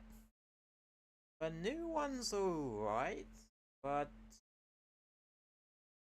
uh, that one feels a little bit too big and empty. Comments.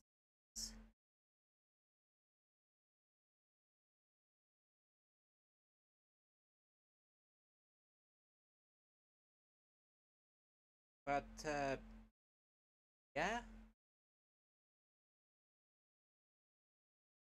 But with Rise, I can generally see beyond like the map design. It doesn't actually actively seemingly hinder the gameplay, which I think it does in World to some degree. Like, oh, I think the Ancient Forest is one of the worst offenders for that, actually.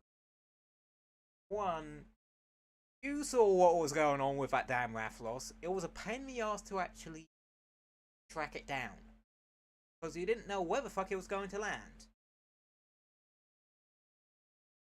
Another thing I like about Rise. When a monster goes to another area, it will tell you what area it's planning to go to. So it's a lot easier to sort of begin with a fight. I think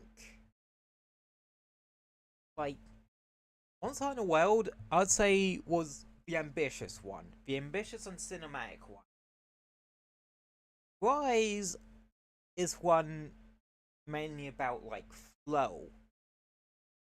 And considering I think that Monster Hunter game are very much more in the gameplay camp rather than the story and um characters camp. Yeah, the flow side of it works better. And like I said, I don't really care for 90% of the characters in World. I like the whole Elder Crossing storyline and that sort of thing.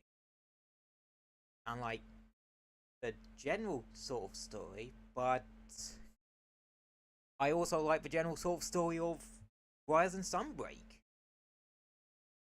But I prefer the characters a hell of a lot more. Because, honestly, barely any characters I genuinely dislike in that game. And that is impressive.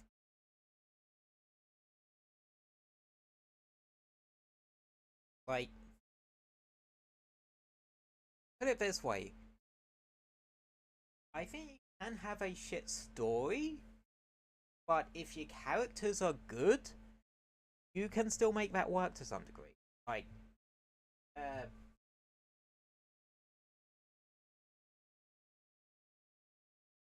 I can't think of a good example off the top of my head.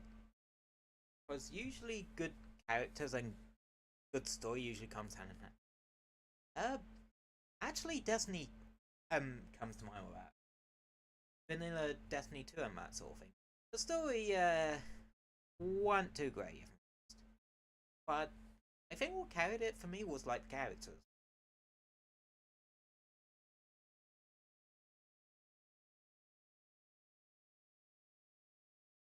I found some of them generally endearing. Hell, like on the list of my favorite robots in media, Age 6 ranks fucking up there. That and Skylinks from Transformers, but that's because his design's fucking ridiculous, and I love that kind of shit. Uh, as well as Soundwave. Well, the Decepticons seem to have a habit of invading my what's happening bit on Twitter at the moment. Hell, I've even seen Optimus Prime there a couple of times, and I swear I saw Bumblebee in there the other day. But fuckers going on in there. You are not starting the Great Cybertron War again in my what's happening bit on Twitter, fellas. Like, what the shite bollocks. Yeah. A bad story can be serviceable if the characters are alright. Or are well written. Like, I think World generally has a bit of a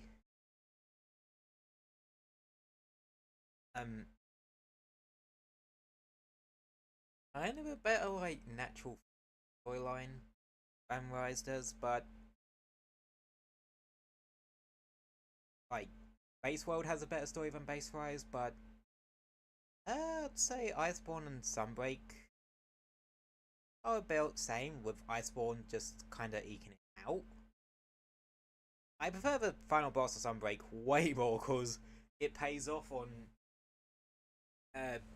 story beats. Actually, no, scrap that. I think I do prefer Sunbreak's story better than Iceborne. Because there one quest, that one urgent they make you do, that is purely story driven, but it shows it through gameplay. And it's fucking beautiful.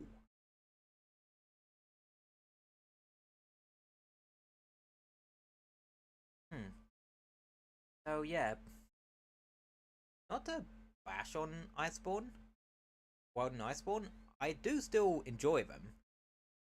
I think I just like a lot of there are some things it tries to push, like the characters and that sort of thing, but I just don't really care about too much. I don't like how some of the multiplayer aspects are handled. I'm not too keen on the assignment structure. I much prefer the key quest structure. Rise had way better characterization. Even Base Rise did. Sunbreak, I think, is like, whilst I do prefer Iceborne's one new locale than Sunbreak's new locale and returning locale, but yeah, I prefer some of Sunbreak story beats, more so towards the end, and the post story stuff, or post main story stuff, I think it's just better. Like, especially, I think it was like the very last they added.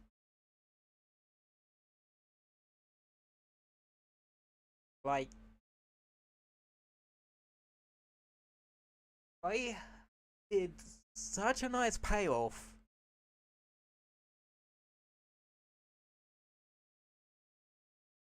Um, to a little mystery that gets like sprinkled into like optional dialogue and that.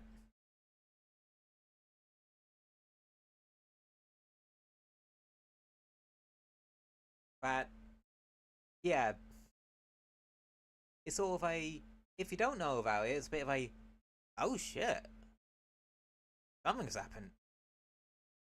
Um, and you get like kind of caught up. But if you knew about it beforehand, you're like, oh shit, they're actually paying off on it, or just like, oh shit, there's actually something happening with this.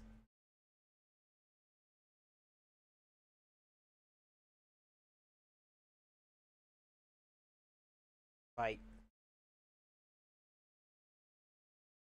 uh, both games have their good points. As for which one I actually prefer, uh, again, I kind of put them equally. Things I like in World that I think does it, World and Iceborne, but it does better than Rise and Sunbreak, and there are things in Rise and Sunbreak that I prefer over World and Iceborne. With World and Iceborne, it tends to be a lot of the bigger things. With Rise and Sunbreak, it tends to be a lot of the smaller things that annoy me in World and Iceborne. Just kind of interesting little thought exercise there. Get to thinking like, what's your favourite game in the series? What's your second favourite game in the series? What does one do differently to the other? What does one do better than the other? That sort of thing.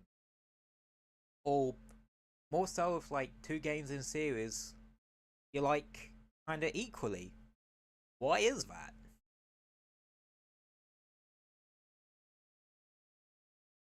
Like, kinda fascinating to do.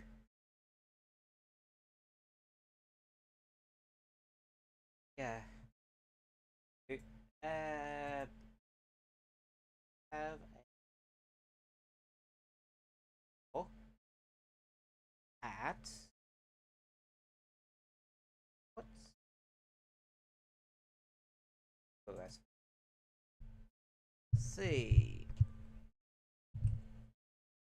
Tomorrow is Destiny 2 because I didn't do it last week, and we're probably just gonna be fucking about in playlists because like Guardian Games happening, so we might be doing some stuff there. Or just like attempting to speedrun Season of Wish story on like my wall or something. Haven't decided yet.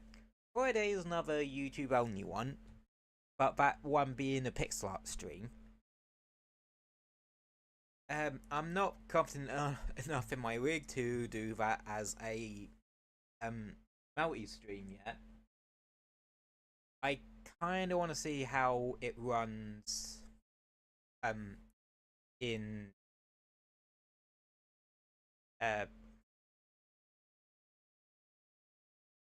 this. Well, I kind of want to see how it runs with one side of it first before sort of trying to dual stream that one. Cause not gonna lie, if it works well on one, it'll work well on, well, as if it works well as a single stream, it'll work well as a multi stream. Cause the actual multi-stream aspect is like on the broadcasting side rather than the encoding side. And on Saturday, continuing on with Sonic Frontiers. And I actually figured out how to actually get the S ranks on the action chain challenges. You just turn the difficulty down to easy. Because apparently the, like, thresholds for normal and hard are, like, fucking ridiculous. So, yeah. Oh, yeah. I'm trying to knock those out during that stream. If I don't have to move that stream to another day for whatever bloody reason.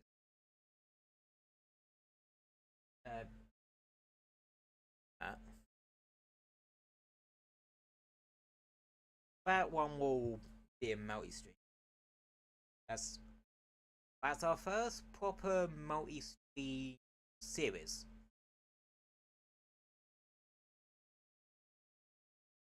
And plus, Sonic Frontiers was one of those games I was waiting on to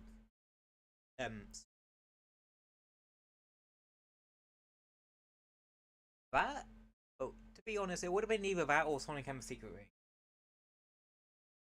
Not saying that I'm not going to do that one later down the line. I just fancied, like, doing Sonic Frontiers.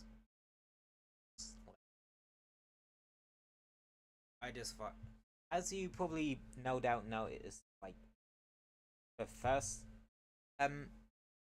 stream bit last week is a really fucking, like, chill game, and I really enjoy it. Like, legit. My favourite Sonic games for a reason, you know.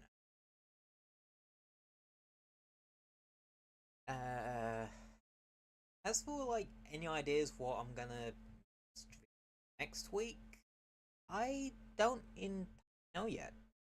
Like, I'm not one for oh,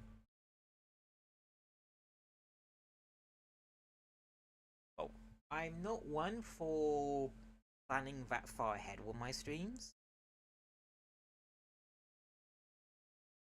But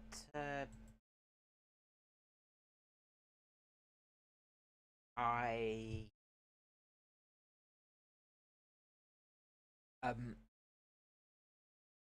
don't know what sort of comes up in my brain. Oh, the week after might be a little bit, like, scarce.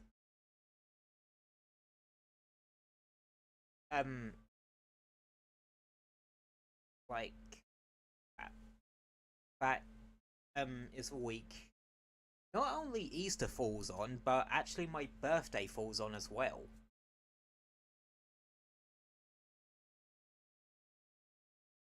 And I'm not entirely sure if I'm gonna be streaming on my birthday yet.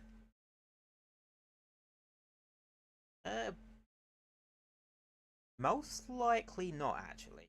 Just cause I just kind of just generally like having my birthday kind of off, if that makes sense.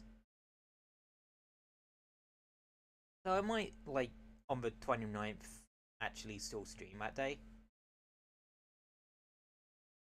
Because I believe 29th Friday. Yeah, my birthday this year kind of got sandwiched between Good Friday and Easter Sunday. Which is, convenient, I guess? I don't bloody know. Yeah. Oh, I forgot I had this toggle.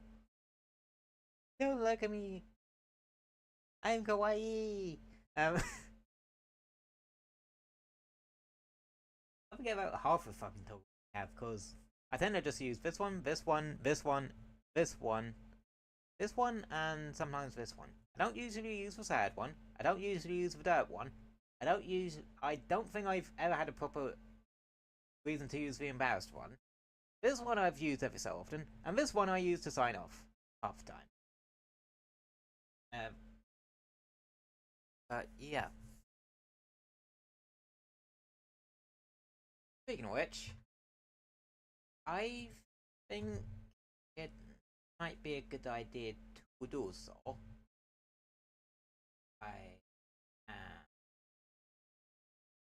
Yeah, because I have no idea where the fuck my brain's going now, but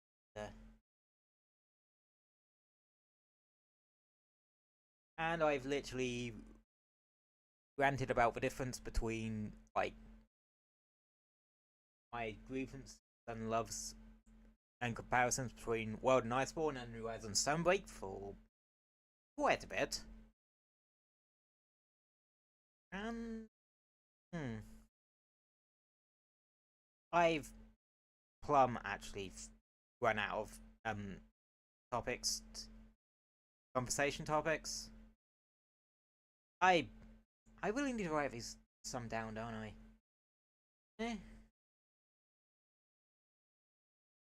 Make sure to do something. But yeah, I think I'm gonna end things here for tonight. So, thank you all for coming and vibing with me. Was slow and busy work done, and we built up a Elder Dragon Unicorns, the fucking thingy, and yeah. Hope you all enjoyed your time here. Hope you all stay safe out there, and have a wonderful rest of your day. Good night, chat. Yep. Good night, chat. Good night. Bye bye. Bye.